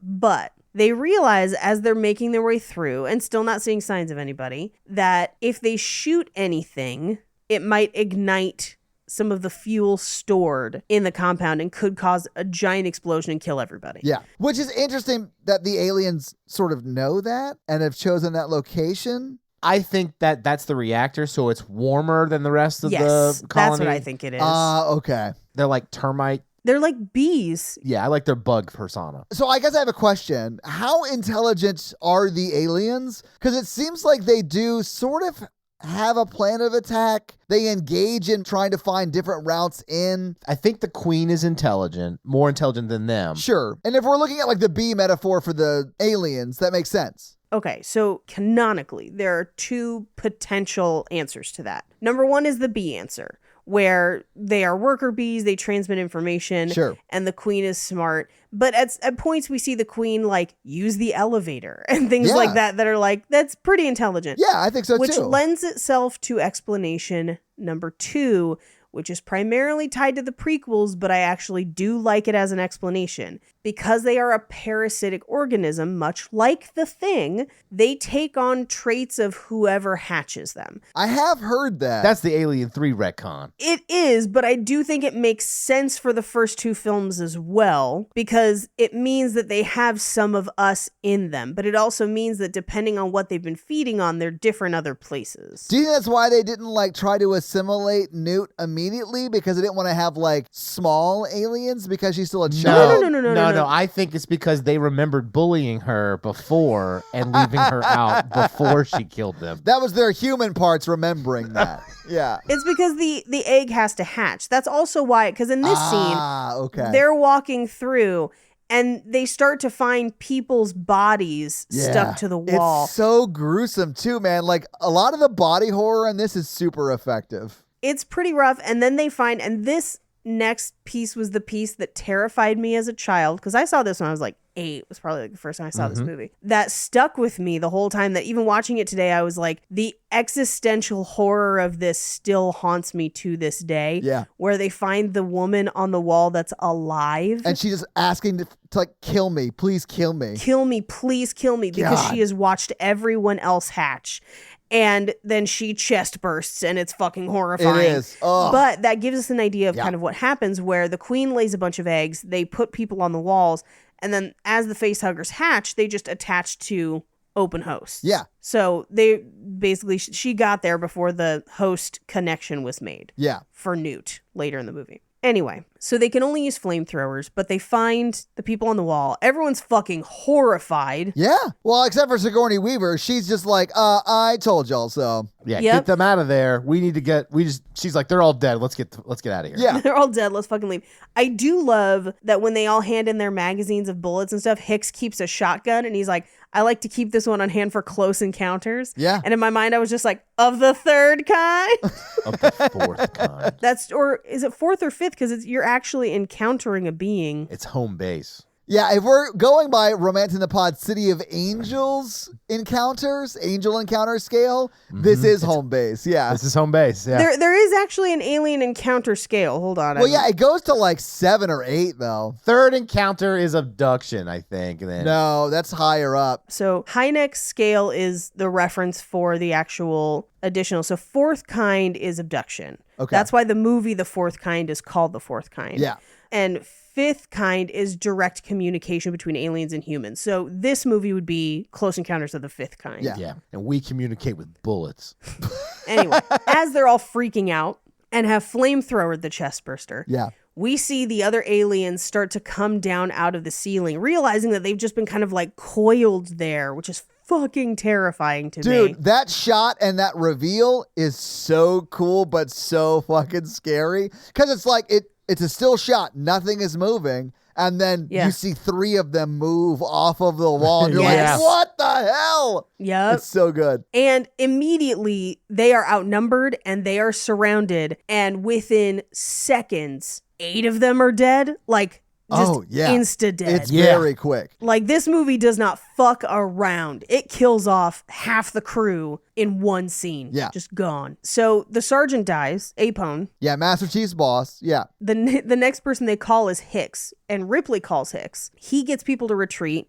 He gets Bill Paxton. Originally, they get both Gunners, Vasquez and her partner, but then he gets covered in acid and attacked, so he dies and they have to leave him. I mean, he dies sort of saving one of them. He just shoots it too close. He and the saves blood, her. Yeah, and the blood gets all over Yeah. him and he sort of dies from it, which is sad, but what's what happens. It's super sad, Yeah. and especially because, like, if you watch, especially with the extended scenes, if you watch them closely, they are clearly very close. They are bros. Yeah, like it's a lot when he dies for Vasquez, I think. Yeah. Well, and I also think that's why she triggers the grenade at the end, because she's just like, we out. Yeah. But Ripley, at this point, goes into what I would call a trauma response, but she's just like, we've got to get them out of there. So she drives down, picks up who's left, which, by the way, they went in with 12. They've come out with 3. Yeah. Like, it's brutal.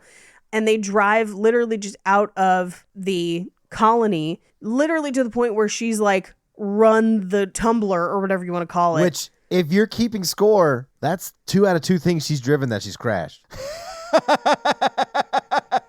This is one of those times where, like, that is a factually correct statement, but, like, does not define her as a pilot. Right. But she did, like, miss the shipping lanes in the escape pod as well, so it could technically be 3 for 3. But wasn't, like, the alien hanging on to the outside of it, which would definitely change the targeted trajectory of it? Well, and she jettisons him out. Yeah. Then she has time to set it all up before she goes to sleep, and she may have messed that up. I'm not playing the blame game. It sounds like you are. I'm just saying, if you were a manager, you might rotate in someone else to drive. That's all I'm saying.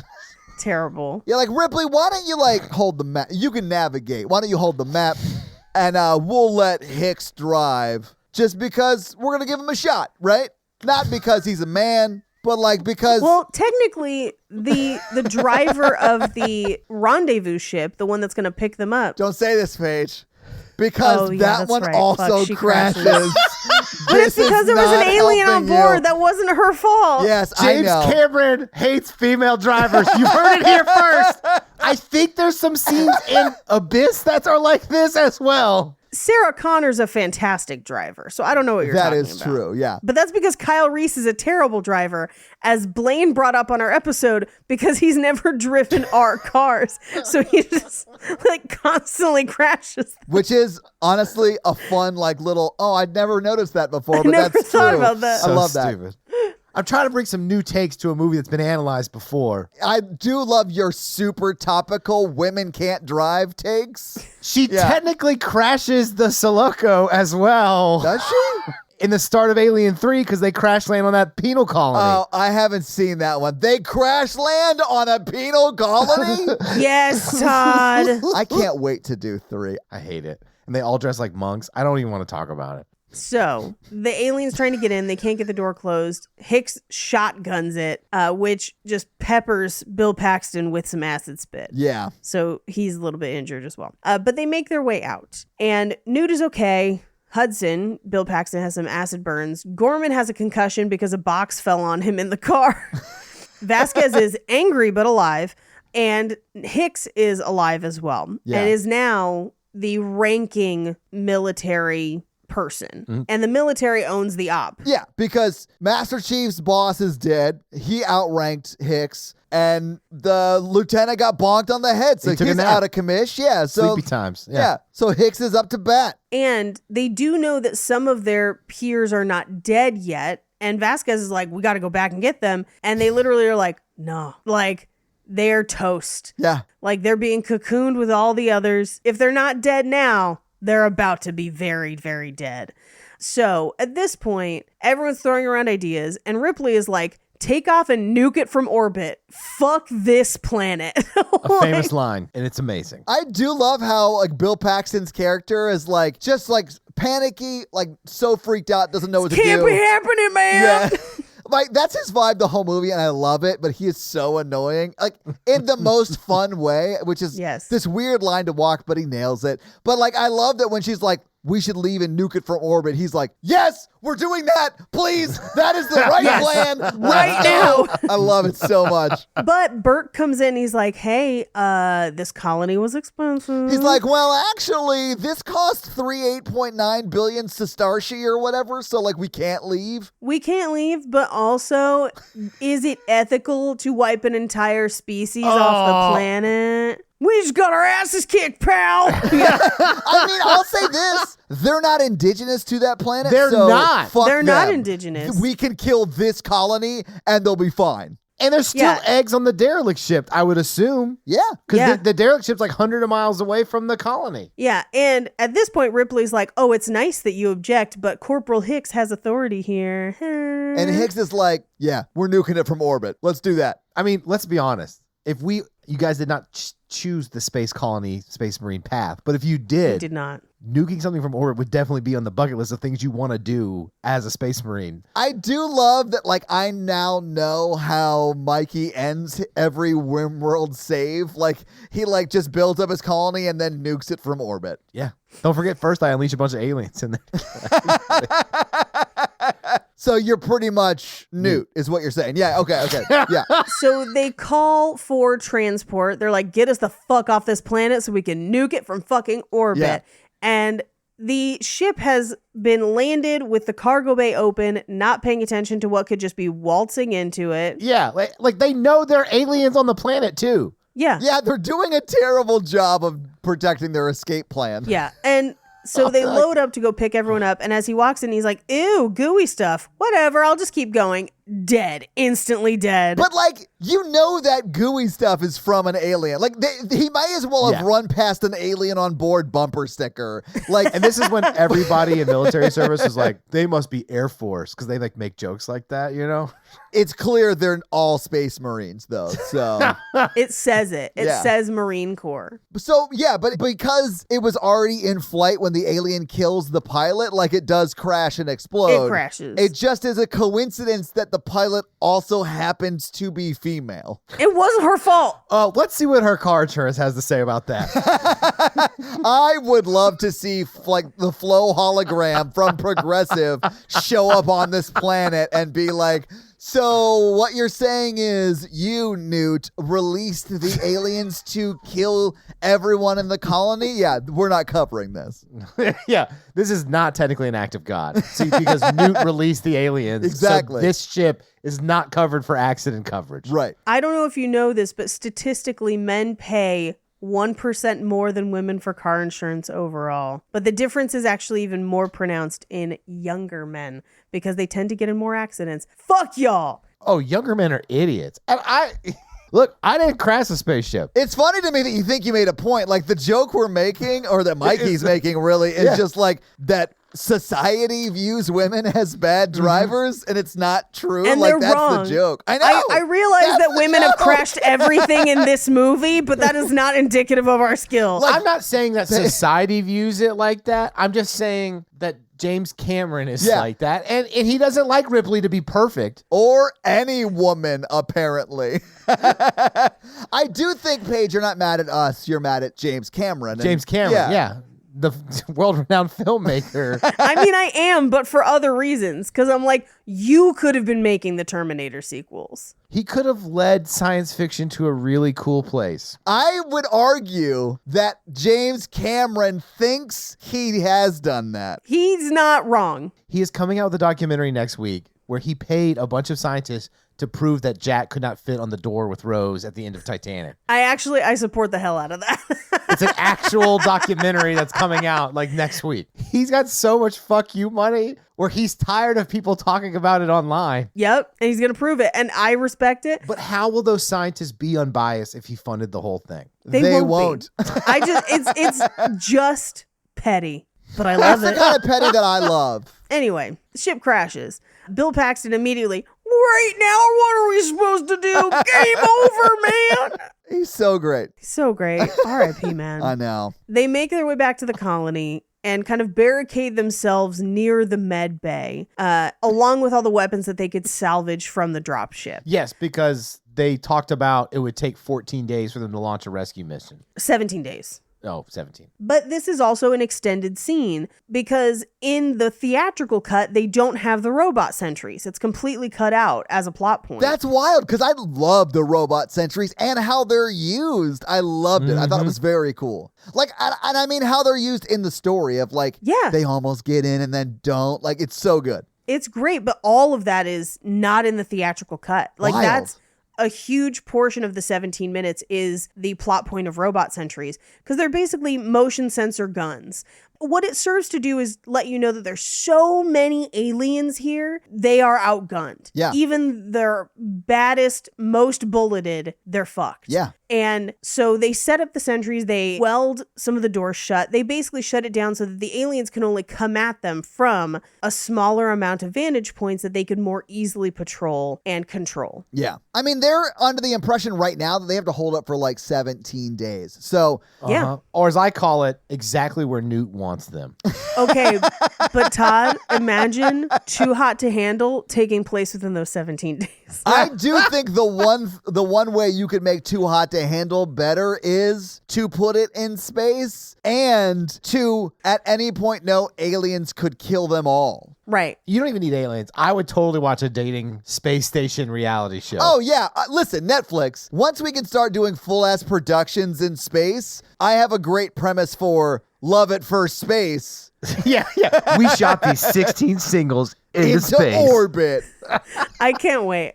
We shot them to the asteroid belt to see if they could. Oh, wait, that would be the biggest loser. Like a space allegory, shooting someone to the asteroid belt to lose their belt loops. Anyway, whatever. It's dumb. But, I mean, with different gravity, they weigh less already. We just shot them out there, and then they just get to come right back because you lost 200 pounds or whatever. But Love it. here's my problem with this. I know I'm the one who suggested it, but if I'm marooned on a space colony where I'm definitely going to die and there's a hot space marine, all I'm going to do is bone because I'm toast anyway. Yeah. So let's have a good 17 days Oh, yeah. or 4 hours in this movie. Oh, if you don't think that Hicks and Sigourney Weaver didn't find a quiet place to bone down off camera That's in part this of movie, my you're headcanon. nuts. Yeah. Absolutely. Yeah. Yeah. I mean, not like the actors, the characters, but Yeah, whatever. yeah.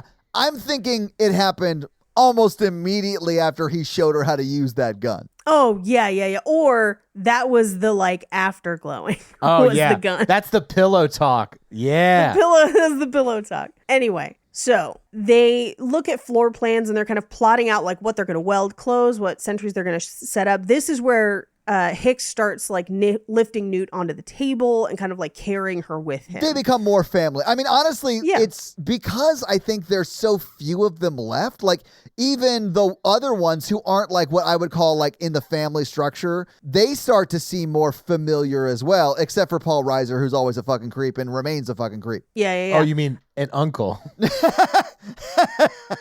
As an uncle, not necessarily hugely incorrect, but rude. But it's more that he is like just straight up a corpo fascist, I guess, in this movie. Like, yeah, a corpo fascist. And in his defense, he's kind of mad about Newt. Nailed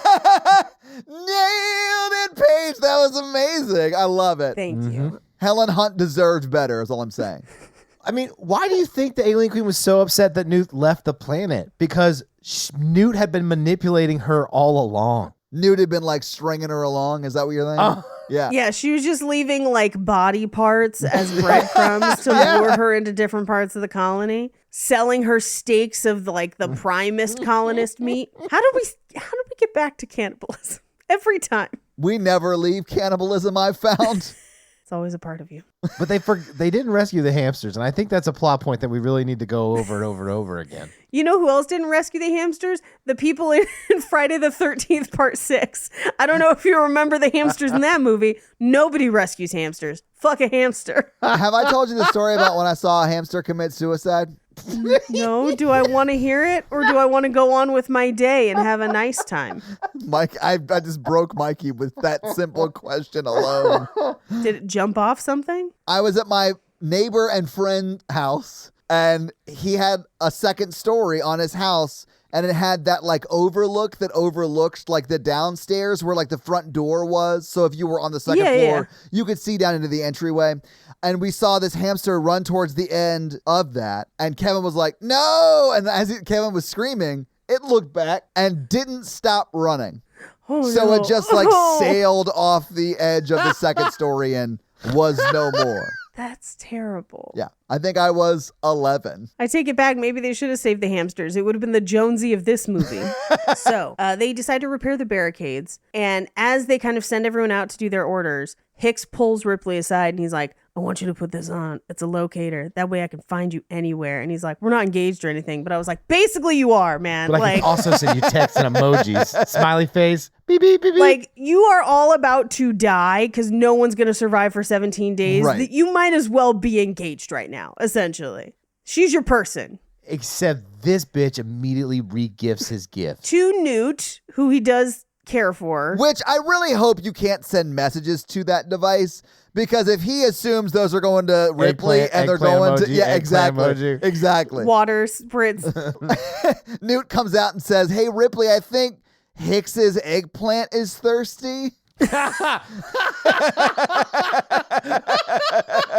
a good interpretation. Yeah. Yeah, you're really smart. Anyway, so Ripley goes and tucks Newt in the lab. And this is where they kind of bond over the fact that they have bad dreams about aliens. Yeah. And she was like, do you think your doll has bad dreams? And she's like, no, she's fucking plastic. Are you like, you're the one protecting me? Like, what? I do love that when Ripley like looks in the doll's head, like she like turns it up, because it is just a like disembodied head. And it has no eyes either. It's really fucking creepy. But she like looks down the neck hole. Mm-hmm. And to see if she has bad dreams, which I thought was like a bonkers take, but I loved it. Point for me. Well, that's not Newt. That's Ripley doing that. This is like when you thought the mom murdered the dad in Ever After. I'm never going to agree with you. Well, that's about it. because logic would dictate she didn't. She was driving that carriage, Paige. She was not driving the carriage. She's at the She house was the not. whole time. The whole Your time. takes involve Fuck a you. lot He of had a Ever heart After attack. misinformation. He clearly has a heart attack. Mikey's over there sending out like Russian like homing pigeons to spread misinformation in the Ever After universe. Hey man, I just gotta like be on new Twitter and do new Twitter things. He's like, a lot of people are talking about how the stepmom in Ever After killed the dad. He fully killed the I'm not dad. saying it's true. A lot of people are saying it. I'm not saying it, but a lot of people Yeah, are. makes sense. Someone should look into that. The Notebook is clearly a murder-suicide, but like Ever After, I'm not going to follow you. Well, if she would release his long form death certificate, maybe we could settle this. No, absolutely not. No.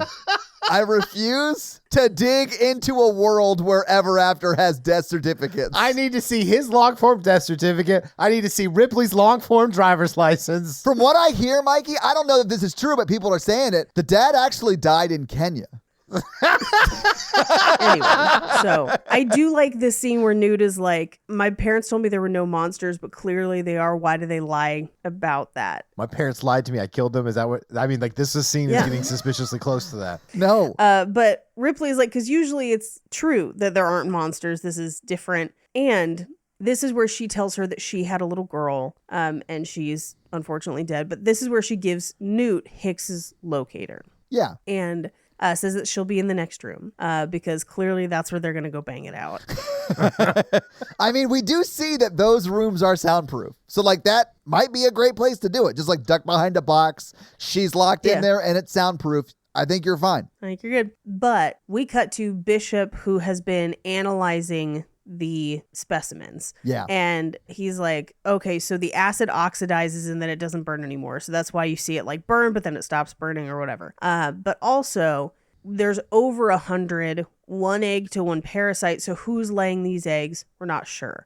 This is where they kind of posit that it's like a beehive, which is, I kind of believe in a hybrid of both the bees, but also them taking things from their hosts. I think two can be true. Anyway. Yeah, I mean, the one thing that they keep from their alien side of things is their bee-like nature. Their hive mentality. Yeah. Anyway, so she's like, we're going to destroy these specimens, right? And Bishop's like, he told me to bring them home. And she's just like, what the fuck? And goes off Yeah. on Burke to be like, how dare you? Yeah. And she's like, all these people are fucking dead. You sent them out to go find these things. It's your fault that the entire colony is dead. And he's like, I thought you would be smarter. Like you'd want to study them and shit. She's like, happy to disappoint you. I still want to nuke this shit from orbit. Fuck you. Like, what are you doing? Yeah. But this is where they watch essentially the sentries run out of ammo. But the aliens turn away because now they're going to look for a new way in. Yeah, man, when those guns are like running out, one of them runs out completely,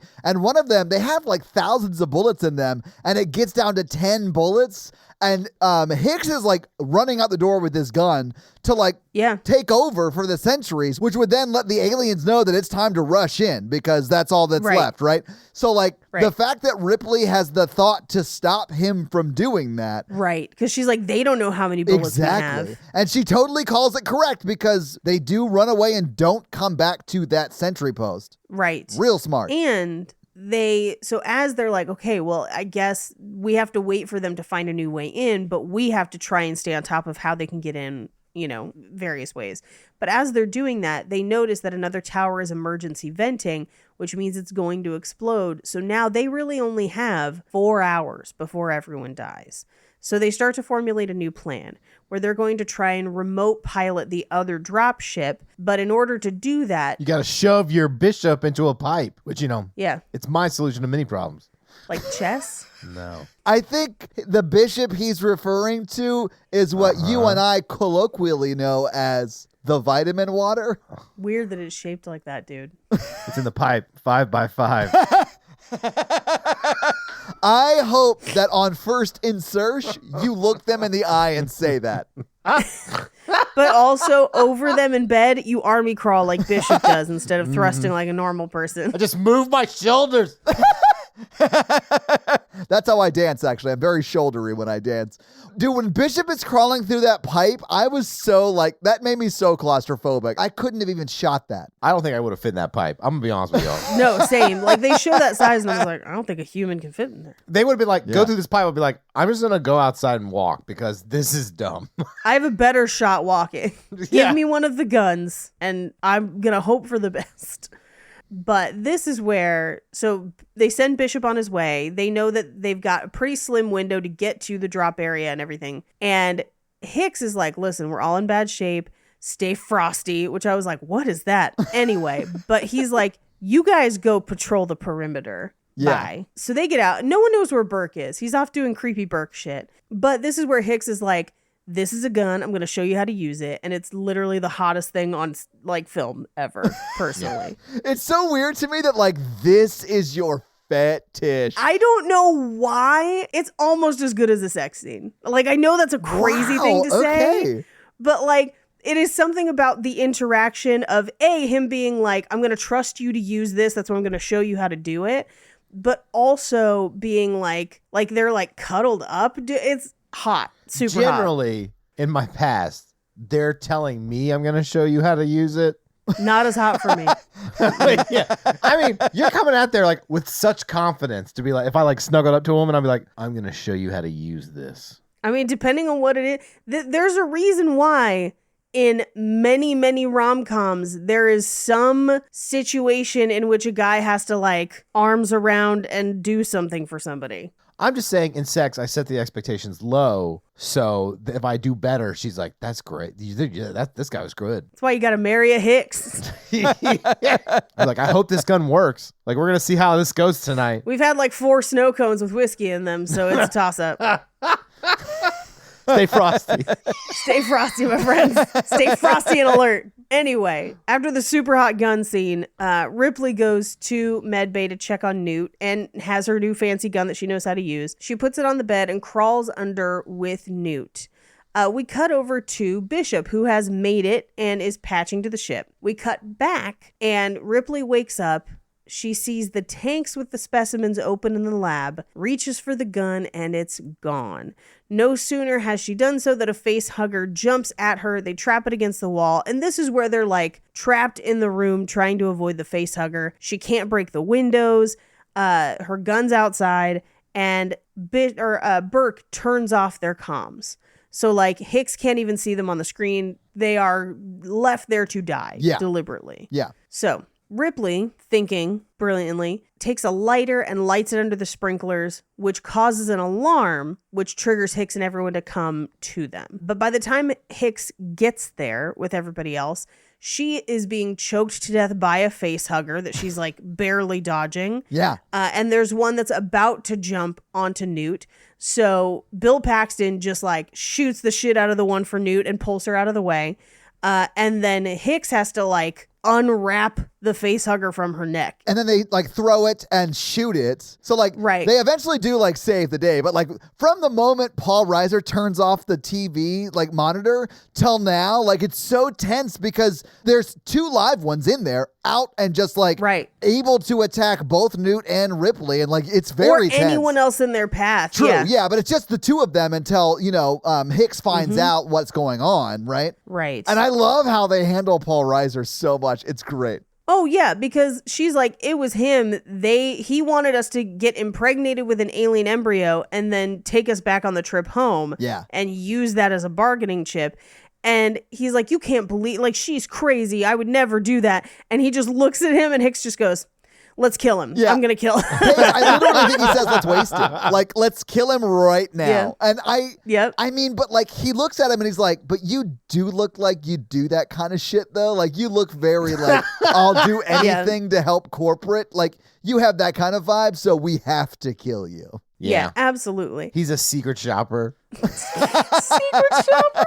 How are you liking that Weyland Yutani big wheel? But at this point, the power goes out because the aliens have cut the power, which is one of those like slightly too intelligent things. But I think sometimes that makes the aliens scarier. I think it makes them super scary. Yeah. I mean, that's one of the reasons I asked the intelligence question earlier, because this to me is terrifying. But I mean, also, if you're thinking about it from like they're worker bees, but the mom is smart, maybe she either told them to do it. Pipe. Yeah, exactly. Yeah. Right. But actually, there was another scene, but it was also deleted and wasn't included in this edition where the hamsters got out and chewed on the power cable.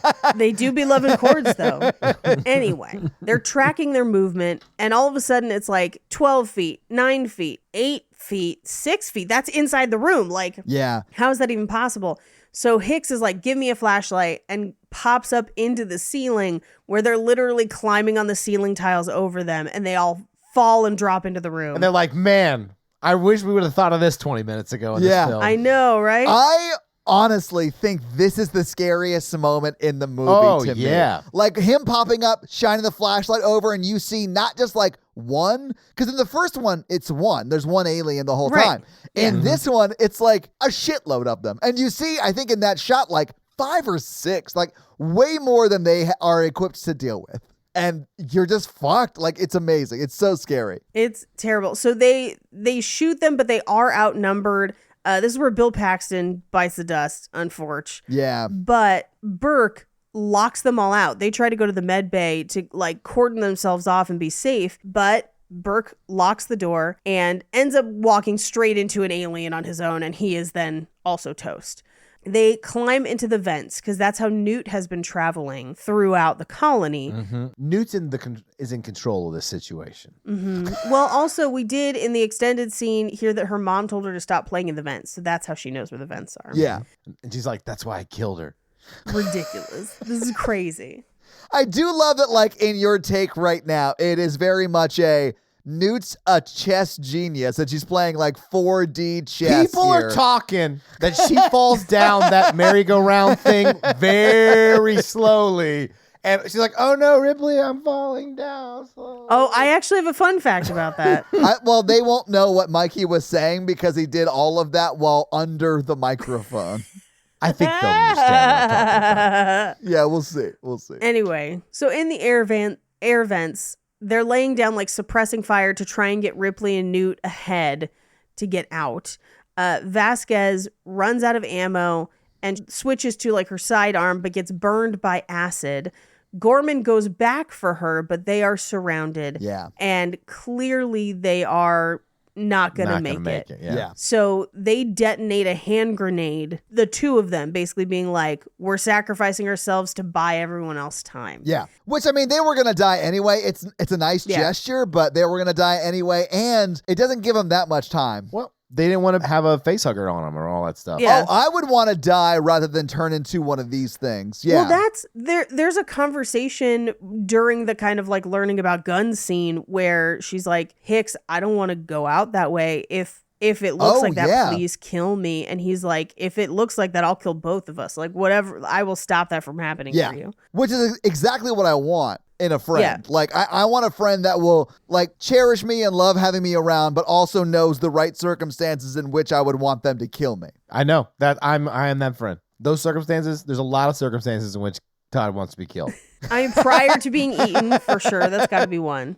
So they're trying to take a shortcut across the roof, and Hicks hands Newt across to Ripley, and Newt ends up like on the ladder, but then as the explosion from the hand grenade detonates, Newt slips Yeah. through kind of like a fan kind of a thing. Yeah. Very slowly falls through. Well, okay, I'll burn this fun fact. So in order to shoot this scene, they built her a slide. Okay. That sounds was fun. like a 3-story slide. That sounds like real went from like the top of the set down to the bottom. So she actually kept blowing takes so she could ride the slide. Oh, that is hilarious. And James Cameron was like, "Look, if we just get the shot, you can ride the slide for the rest of the day. I don't give a shit what else you do." And she was like, "Okay," and got the shot. And then he kept his promise and let her just play on the slide for the rest of the day. I love that. That is so awesome. It was really funny. So they track her using the re-gifted tracker. I love that, like, James Cameron walks over and is like, hey, Newt, maybe let's try one where you don't yell, wee, as you're sliding down it. Is that okay? Can we get one without the wee? Yeah. He's like, the people aren't supposed to know you're the true villain. You know what, Paige? I think he's onto something. I think maybe... Anyway, they use a torch to try and cut through the floor to get to her, but they can't get to her in time, and an alien takes her. Yeah. So they make their way to where the dropship is going to be. But as they do, an alien chases them, tries to get in the elevator. Hicks shoots it with the shotgun, but he gets badly burned all across his armor, and they have to take it off because it's like up against his skin. But he is badly injured. So they make it to the landing strip where Bishop is waiting. They load Hicks onto the dropship, and then Ripley's like, I'm fucking going back. Because, just like the first one where she goes back for the cat. Now she's going to go back for Newt. She grabs multiple guns. She duct tapes them together, which is fucking awesome. It is dope. Like, the Yeah. final gun in this movie, which is, I think, something that we need to start using. Like, what is the final weapon that the final girl uses? Mm-hmm. The final weapon in this is so cool, in my opinion. Yeah, a pulse rifle and a flamethrower. Yeah, but it's just them, like, duct taped together, which is, like, hyper practical. She would actually be able to pull it off and do it. Like, I just love so much about what she does here. It's great. It is great. So Bishop lets her know that she's got 26 minutes, and she's like, you can't leave. I'm going back for Newt. And Hicks, barely conscious at this point, is like, we're not going anywhere. And you're just like, yay, as he does like half-blind self-surgery, which is gross. But she goes to leave, and she's like, all right, I'll see you, Hicks. Because I think for her, she's like, in case I don't come back, bye. And this is where they tell each other their real names. Yeah. It's Dwayne and Ellen. Aw. Anyway, he says, don't be gone long, Ellen. She leaves. And from this point on, when she gets onto the elevator and it's a 15-minute countdown, it is exactly 15 minutes to the end of the film. And it doesn't matter which cut you watch. Nice. In any cut, once it announces 15 minutes, it is 15 minutes. I really like when movies do that. Well done. I do too. It's pretty fun. But so she's basically got a flame rifle now, which is fucking awesome. But she walks through the halls. She's looking for Newt. She finds the tracker, but then quickly finds Newt, who wakes up like stuck to the wall and screams because she sees that she's next to an egg, sees it start to open. Yeah. Ripley blasts the egg, grabs Newt, and they make a run for it, only to turn around and realize that they are in a room full of eggs and an ovipositor, which is laying fuck tons of eggs, which is connected to the queen. Yeah. And she's fucking enormous and terrifying. Like way bigger than a regular alien, which is already way bigger than Ripley. Yeah, it's terrifying. Yeah. With like the tiny mouth, and there's a bunch of aliens. However, she notices that the aliens stay away from the queen. Yeah. So she kind of uses it to back them out of the room, and then just flamethrowers that entire room of eggs. I really do love the mother standoff between the two of them where like Ripley clearly like gestures like she's gonna like light up the eggs. Yep. And that's when the queen sort of, I think, tells the worker bees to go away. Yeah. Right. That's like the bargain they strike. I'll let you leave with her if you don't destroy these eggs, right? It's sort of that bargain. Right. And then Ripley gets to like what is more or less the door. And then she's like, by the way, I lied. Yeah. She just lights everything up. Yeah. Which was so unnecessary. I mean, I get like the metaphor and all that stuff, but like the whole place is blowing up and they don't know about it. You could have just walked out of there and maybe they would have like gave you 5 minutes and you could have got to the ship without any sort of drama. I mean, potentially, I also wouldn't trust an alien. Same. I also just love the pettiness of this. Yeah. I am here for I it. think for her, this is payback for everyone they've killed. Same. Well, yeah. She's just like, fuck y'all. And Paige, I don't know if you had the subtitles on, but like right in the scene, as she starts lighting up the eggs, you hear Newt say, just like I planned.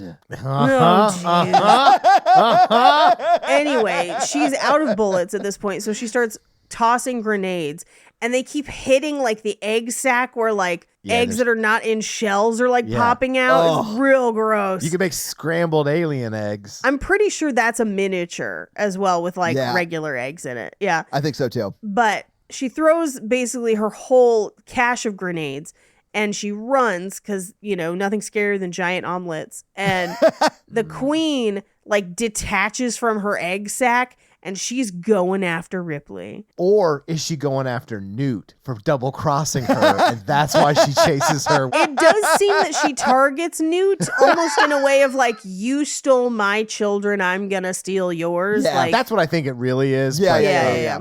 But for the bit, I like what you're saying too, Mikey. Yeah. They're trying to get into the elevator. It won't work. They start to climb the ladder. But just as they do, the elevator opens. They go inside just in time to miss the queen, who somehow takes the other elevator and knows what floor they're going to. Like, this is the one thing in the movie that I'm like, really? It's a little, all right, fine. It would have been better if she just climbed up the elevator shaft. Yeah, just followed them or whatever.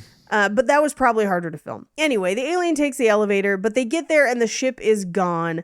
As the elevator opens and revealing the queen, the ship shows up behind them. And the queen is just like, sup, bitch, it's me, the fucking queen. They make it onto the ship just in time. And it gets a little bit tangled, but Bishop flies and they make it back to the ship, but not alone. Yeah.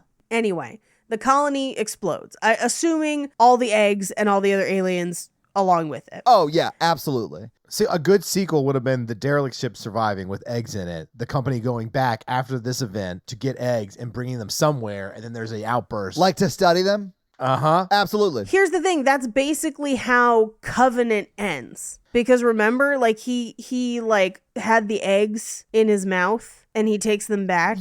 Yeah, but that's... And then we never got another one after that, so we don't know what happens. Anyway, so they land, and she goes to help Hicks out, and they're like, no, we're going to need a stretcher. Home dude is injured, like super injured.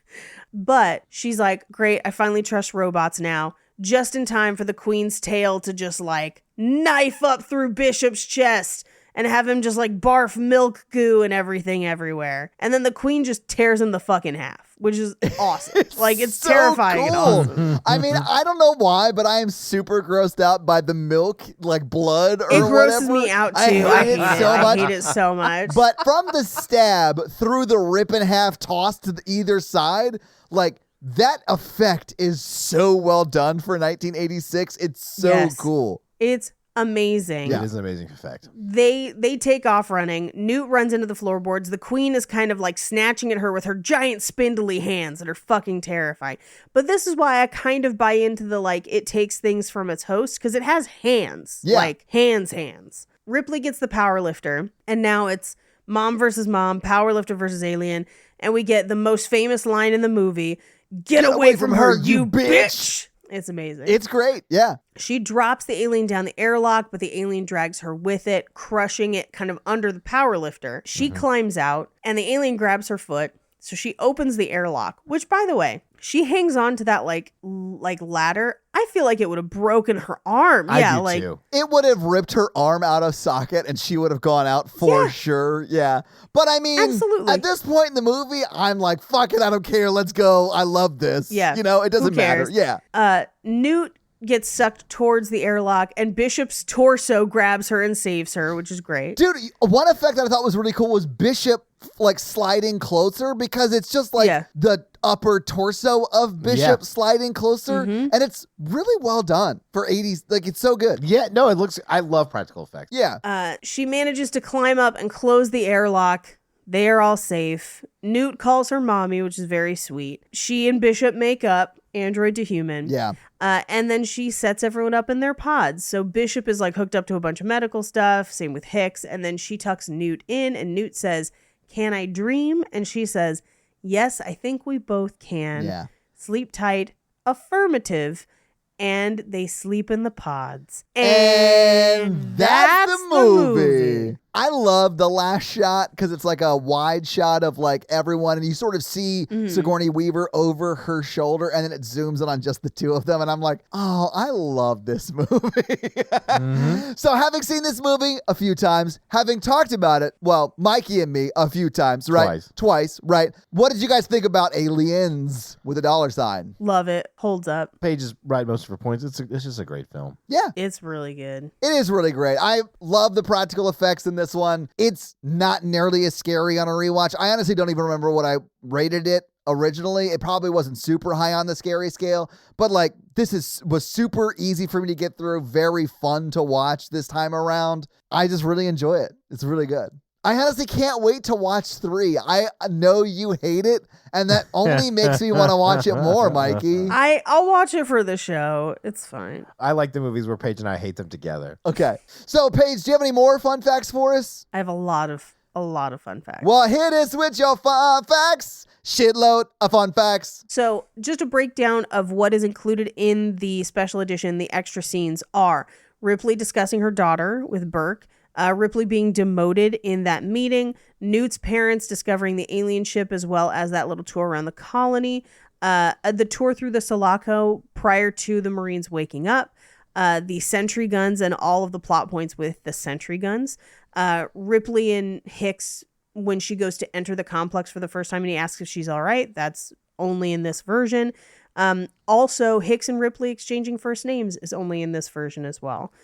This version really does lean into a more romantic version of them than the theatrical does. Which I'm here for, although I haven't seen the theatrical, but I really do think there's a lot of chemistry between the two of them in this movie. Yeah. Oh, I fully ship it. Yeah. Also, the scene around the colony where we see the kid on a big wheel, and it's a Weyland-Yutani big wheel, but it's meant to be similar to the scene in Terminator where a kid drives a big wheel and then the Terminator steps on. Yeah. Okay. So, like most movies, this was not shot in sequence. Movies almost never are. But specifically, James Cameron shot the scene where we meet all of the Marines together last, because he wanted them to have already been friends so that their camaraderie together in those scenes seemed real. So he waited till they had shot for like 2 months together and then shot the scene where they meet, or we meet them, because they already all know each other. Yeah. That's pretty smart, actually. Yeah. Lance Henriksen had privately, and he said this in interviews, pledged that he wanted to quit acting if this part didn't work out. If you'll remember, when we did Terminator, he was the original Terminator. Yeah. He was the one that they pitched it with, and then it ends up going to Arnold, and he gets relegated to one of the police officers.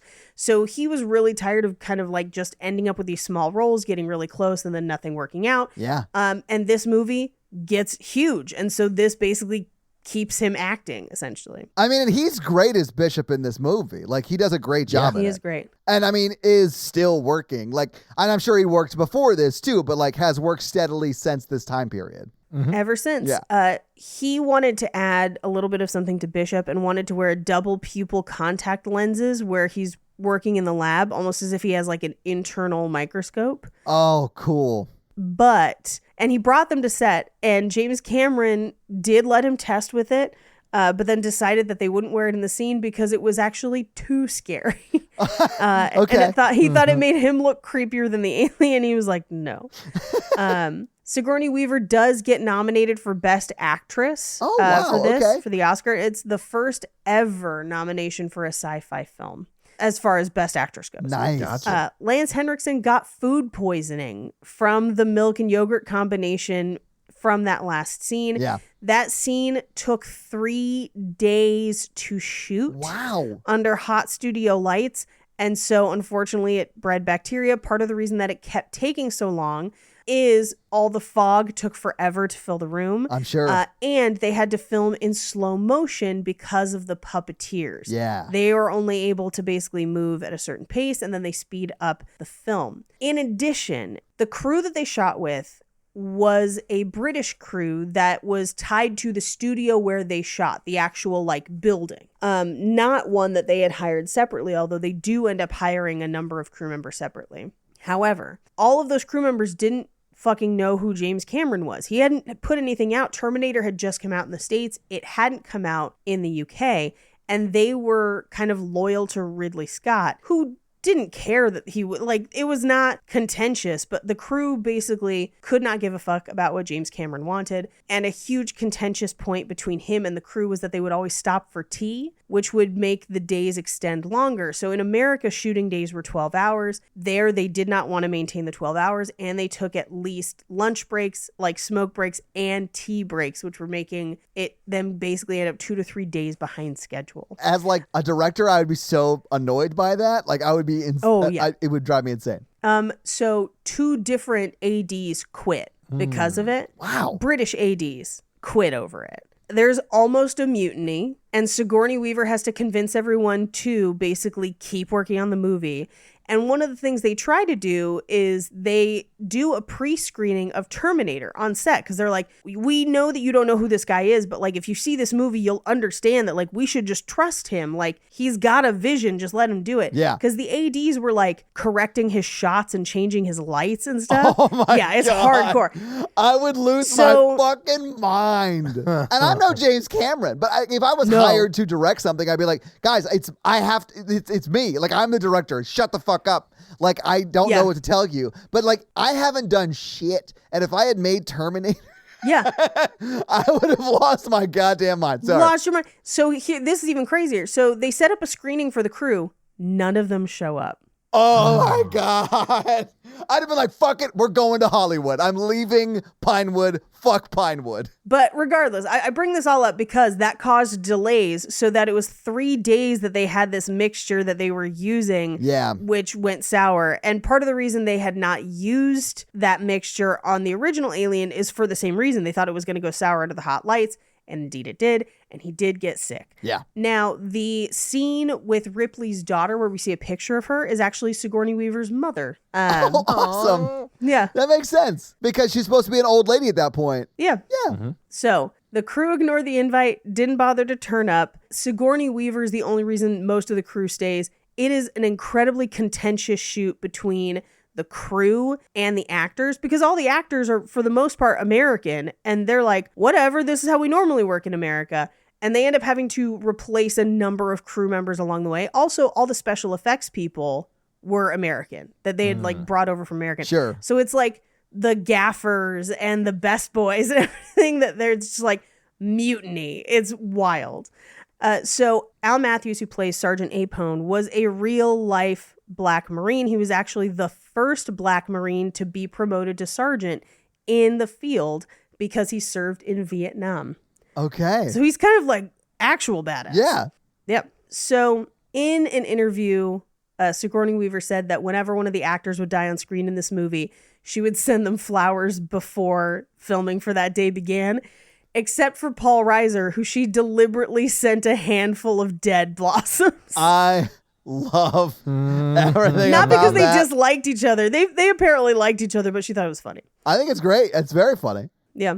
It was never shown to a test audience. Wow. It went directly from the studio to a wide release. And part of the reason was the actual like sound and some of the completed effects were not done until 2 weeks before release. Wow. Yeah, it's wild. Jesus, that's so close. That's crazy. Yeah, so it was only one studio screening, which went really well. But a lot of marketing experts hindsight being 2020, say that this movie basically saved Fox, because if it had not been a hit, it would have bankrupted the studio. And it was a bit of a hit. We'll talk about that. Yeah. So I talked a little bit about the British crew. In some of the audio commentaries, Bill Paxton, before his death, commented, and so has Michael Biehn, that the British crew didn't seem to want to work.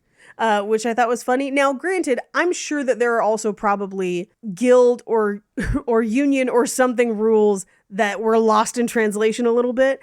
But apparently, it literally never let up. They did come in on budget and on time, miraculously, but it was a fight the entire way. If you watch the documentary, the movies that made us about it, they cover the fight between the crew extensively, because this movie almost doesn't happen. It literally almost dissolves during filming.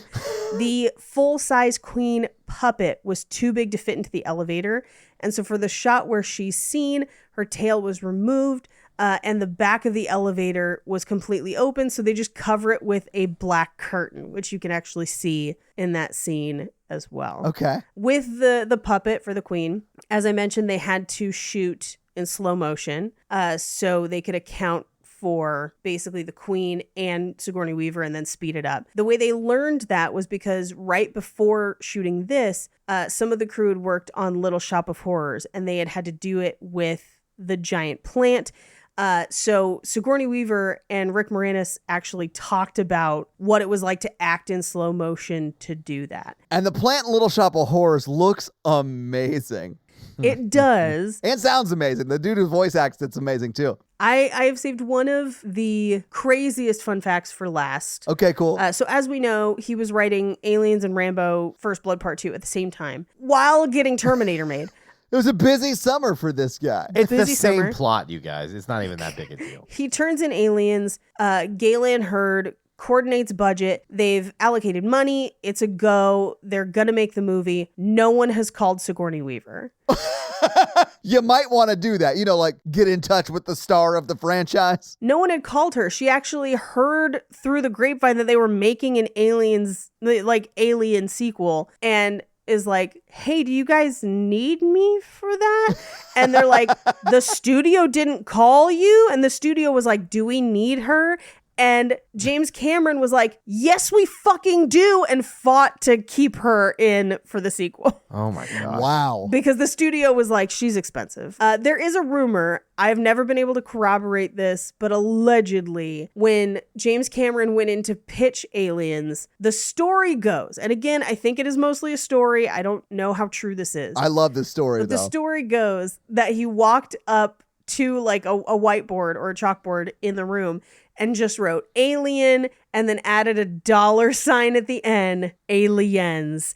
And that was the pitch. Now, I don't know if that is true, but I do know that he refused to let anyone on set call it Alien 2. It was Aliens, and he would correct you every time. And those are your fun facts. Well, Paige, thank you for those fun facts. Let's talk some box office. So what do you think the production budget was for Aliens, or as James Cameron likes to call it, Alien 2, in 1986 when it came out? In 1986, I believe they come in at 34 million. I might be wrong though.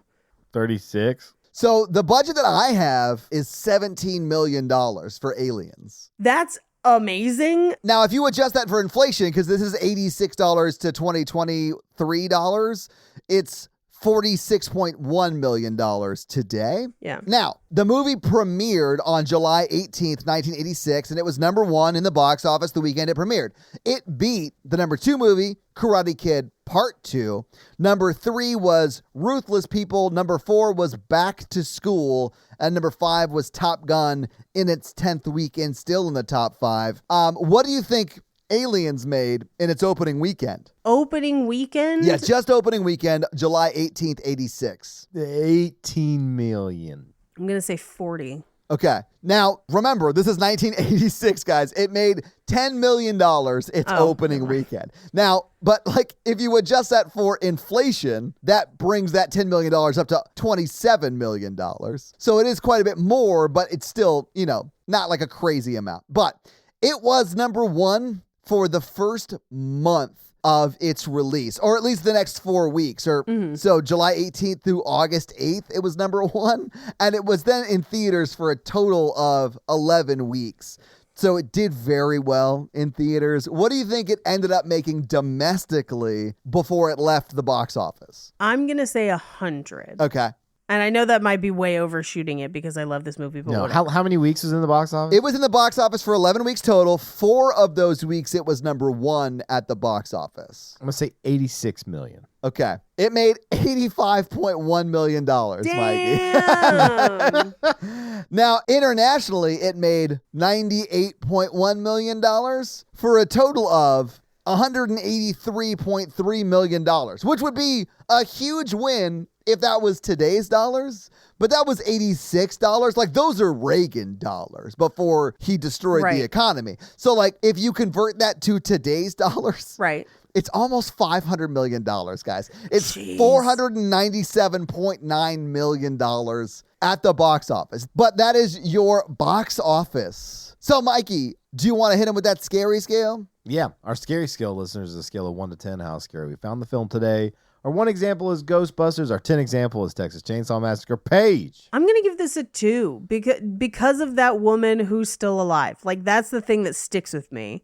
So I'll give this a 2. Todd. Yeah, I'm going to give it a 2 as well. Not necessarily for the woman, but there are a few scenes that are like effectively scary. Although, man, yeah. that woman body horror scene is pretty rough. Yeah. So I'm going to give it a 2. I would have given it a higher number in my past when I was a child and watched this film. But As a child, it was yeah. a fucking 8. Yeah. but when I watch it today, it's a 1. I've just seen it too many times. I know every. Yeah, every inch of it. Mm-hmm. Yeah. So this week, you all made me rewatch Aliens. What are you all making us rewatch next week? Next week, we're watching The Thing. Heck yeah, baby. John Carpenter classic. Yeah, I'm super excited to revisit this with obviously Mikey again, but also Paige this time. This is one of my favorite movies. It's Mikey. I think, Mikey, you said it's your It's my favorite horror movie. film. Yeah. Yeah. So I'm super excited to revisit it. I remember Mikey and I having a lot of fun when we recorded that initially. I think that's the birth of Flamecopter, right? It is Yeah, the birth of Flamecopter. Flamecopter, Yeah. I believe. Yeah. But I'm going to have some like new, more mature takes. I doubt that. I guarantee that's strongly not doubt this. possible. But I mean, listen, check back next week for those updated, more mature Mikey and a Cumberbund takes. So, Mikey, do you have a review for us to read? Hold on. Well, while we're holding on, let me tell them how they can have their review run on the podcast, and that is to leave us a 5-star text review, and we'll have Mikey read it for you. So, Mikey, whose review are you going to read this week? I'm going to read Heather O Loves the Horror. Well, what does Heather O Loves the Horror have to say? She says the best thing since sliced bread. Okay. I'm fairly new to podcasts. I was searching horror movies and came across this podcast and started listening. Nice. In no particular order except movies I have watched. Okay. I am a horror fan, movies, books, all the things. I fell in love with this podcast immediately. I love the different points of view. I love the explanations and hearing things I have missed or not understood in the movies. I love the humor. Oh, nice. I always smile and giggle multiple times throughout an episode. Good. It has made me watch movies I haven't and rewatch movies from a different perspective. And let's be honest, I constantly watch movies now and think, ooh, I wonder what Todd thought of that part or how he will react to that part. I am a forever fan. 5-star. Well, Heather O Loves the Horror. Thank you so much for that awesome 5-star review. And to answer your question, if you're thinking, I wonder what Todd would have thought of that part, the answer is I would have hated it because it was probably scary. And if you want to have Mikey read your 5-star review, leave us a 5-star review. So, guys, if you like this show but want to hear this power throuple on another movie review show about romance and romantic comedies, check out Romancing the Pod, where Mikey, Paige, and I break down and make fun of romantic movies. It's a lot of fun, guys. Check it out. If you want to follow us on social, please do. We are at Horror Virgin or online at horrorvirgin.com. If you want to follow us all individually, you can do that as well. Paige is at Paige Wesley on Twitter or Rampage Wesley everywhere else, including TikTok. Mikey is at mrandolph24 and I am at Todd J. Awesome. If you like the show so much and you want to help financially support it, please do by going to patreon.com/horrorvirgin, where you can get a lot of great levels and a lot of great stuff like bonus episodes, director's cut episodes where they're a little bit longer and you get them actually a day earlier than the regular feed drop. We do a lot of great things like listener requests and stuff like that. So guys, check out the Patreon and help support the show. If you want to financially support me, but not Todd, just look me up on Venmo. If you can't financially support the show, that's understandable. That's fine. But if you want to hang out with us on the daily, join the Facebook group at facebook.com/group/horrorvirgin. We also link it like once a week. So just find it there and join the awesome Facebook group. Literally, we're in there talking every day. It's awesome. And guys, we got a P.O. box. So if you want to send us some love letters or whatever you might send to a P.O. box, it's actually not a P.O. box. It's like a regular street address. It's pretty awesome. It's 6688 Nolensville Road, number 108-34, Brentwood, Tennessee 37027. So send us some stuff. Yeah. And if you want to check out our Twitch stream, we're at twitch.tv/Todd Awesome, where we will be playing horror video games. So if you have always wondered what it would be like to watch me get scared, you can now do that on Twitch while I play these horror games. It's twitch.tv/Todd Awesome, guys. Check it out. It's a lot of fun for you. Not a lot of fun for me. And if you haven't noticed, since October 1st, we have been running the new Horror Virgin blog. And when I say we, I really mean Katie from the Facebook group. She's been running everything. She's like the managing editor of the Horror Virgin blog. So if you haven't been to our Horror Virgin blog, go check it out. It's at horrorvirgin.com/blog. You'll see it. It's awesome. There's a lot of great articles. I mean, at the end of October, we have 31 awesome articles up, and they will continue after October, not on a daily schedule, though. That's just too much for Katie to handle. But check out our awesome Horror Virgin blog up now. This episode was brought to you by Tia, and Tia's teenager's been driving her crazy. So how is Tia's teenager driving her crazy this week? She unleashed a bunch of aliens and had her whole colony destroyed. I knew this was coming. Yeah, I mean, absolutely, the teenager would have done that. Who did not see this coming? The population of Hadley's Hope. Oh, God. They were like, maybe having an angsty teenager here was not a good idea. And you know what? They were right. This episode also brought to you by Jonathan. And Jonathan, up till now, has typically sent us spooky spider videos. But because of a recent dream job acquisition, he's getting out of the spider game. So he's been sending other types of videos for us to watch. And this week it's no different. So this week he's having us watch something from Whose Line Is It Anyway? I'm not sure exactly what, because we haven't watched the video yet. Okay, so this is literally just them doing a bit about the worst things you'll hear on a cooking show. Mm-hmm. I mean, I do love Whose Line Is It Anyway? I feel like some of it hasn't aged as well, but some of it still slaps. Oh, I'm sure some of it doesn't age well, although I haven't watched them since they were on at the time, you know? But pretty much everyone who was on a few episodes at least, I really like as an improv person. They're all very funny. Mm-hmm.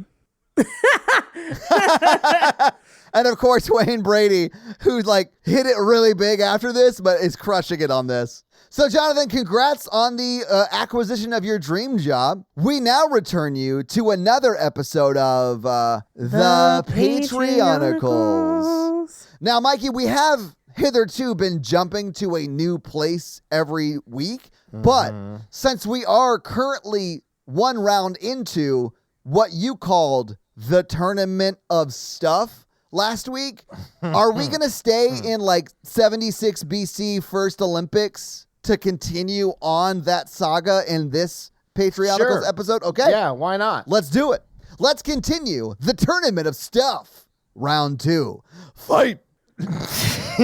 As Dave lays dead and his body regenerates, he watches the fight between Isaac and Kate, which is close, but she psychically tosses a boulder at him and tosses him down, and he's like, all right, you're a cheater. I mean, I'll say this. If I had to bet, I would put my money on Kate. She's the only one with telekinesis. I don't think, right. I just don't know of anyone being able to beat that. Yeah. And then the losers of last week watch the winners of this week. That checks out. I like that punishment. So Karun's he's eating what is this? He's drinking the wine in Athens. Yeah, I think that's where they had the first Olympics. I might be wrong. Yeah, and Socrates questions why he's blue or whatever. And he's like, I'm not sad. What are you talking about? And Scott made it a thing. He has to fight Aaron, who was a moon person, but now half moon kind of person. But still with long fingers that I remember from last week. Long fingers. And so she uses her long fingers and like tries to get in his rock cracks. And he's like, oh, it tickles. And then like, I bet no, it I don't tickles. like Yeah. this. When she's getting that long finger down in that crack. Danielle from her friend was like, go deeper in his cracks. And like, she like hits a nerve and he like cramps up and like falls down. And so they declare her the winner. Okay. Okay. Wes, the handsome dude, and Driscoll from the Illuminati are sitting together watching the match between Nathan and Shining Donut. And Driscoll's like, man, these patrioticals are like real dumb, right? And then Wes is like, I literally am only known for being handsome. It's like stupid. I love how meta they're getting. And Shining Donut gets put into a headlock by professional wrestler Nathan, but then he just spouts out jelly filling from his belly button hole. And then Nathan, the professional wrestler, is like, oh no, my macros. Oh, and he like freaks out. He's like, I can't do sugar. And then so Shining Donut wins. Because he can't, the wrestler's body can't process sugar. I love that's why they won. That's amazing. And then Jennifer the PH and Allie the Mermaid are like in a fountain, like a Greek fountain together. Like Jennifer's just bathing and like enjoying the time. And then Sure. Allie the Mermaid is mermaiding out. And then I don't understand what these notes are. Read me what you wrote down. Oh yeah. Because Libby also has long fingers. Yes. I'm back in it. Yeah. And so Jeremy with laser eyes, he is shooting his laser eyes into the fountain to make it like a hot tub. Nice. Yeah. And so Libby fights Boezy, the Florida man, and she's like, I'm coming at you with long fingers. And he's like, everyone in my life has always done that. And so he like sticks them in his mouth and like chews on them and like sucks them. And she gets really freaked out. And she just was like, fuck this. And I think I'd bone out of that too. Yeah. So he won round 2. Boezy wins round 2. And then, okay, so Cody the pawn shop, he's selling souvenirs and snacks. And Alex the magician comes up to Cody and gets a $1 bill from behind his ear to buy a sack of popcorn to watch the fight between Lauren the cave woman and Mr. Rage Bomb. And she gets really angry at him, and then like he gets angry, and then like I don't know, they both like have like an undiable rage, and they like kind of hit it off, and like there's no winner called, so it's like a draw. Okay. And so, oh shit, do you guys remember who won between Vance the serial killer and Garotica? Garotica did. Thank you. Because Vance was dressed like a Renaissance person, and he was like, pretty much Vance is powerless without his hotel because it's H.H. Holmes.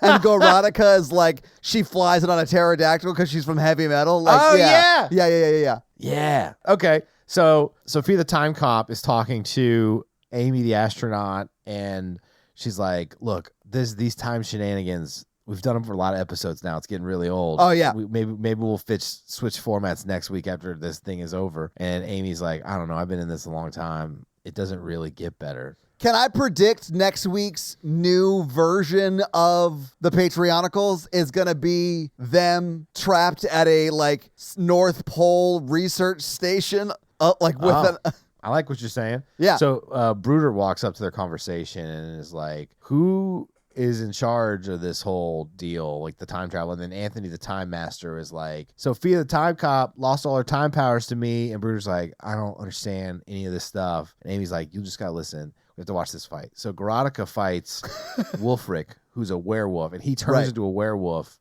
and but she's got a pterodactyl and that sword, but it's not made out of silver. And so that's the thing. She cuts off his arm, but it like grows back. Yeah. And he beats her with his third severed werewolf limb. And then like next week will be round 3. Yeah. And I guess we'll have to find out next week what happens in round 3 as we continue our tournament of stuff. Oh, wait. Just as then, we have a new Patreon. Oh, do we? Stephanie. And she just wants to do a shout out for her boyfriend, Jordan, because his birthday is on January 24th. Oh, that's awesome. She wants to shout it out. Happy birthday. Well, Jordan, happy birthday, my man. His initials are JFK. That has not like gone well for other JFKs in the past, but like hopefully you'll make it. Good luck. That's going to be it for us, you guys. I'm Paige. I'm Mikey. And I'm your horror virgin, Todd. Keep it ooky spooky. Yeah. Have a great week. Bye. Game over, man. Game over, nerds.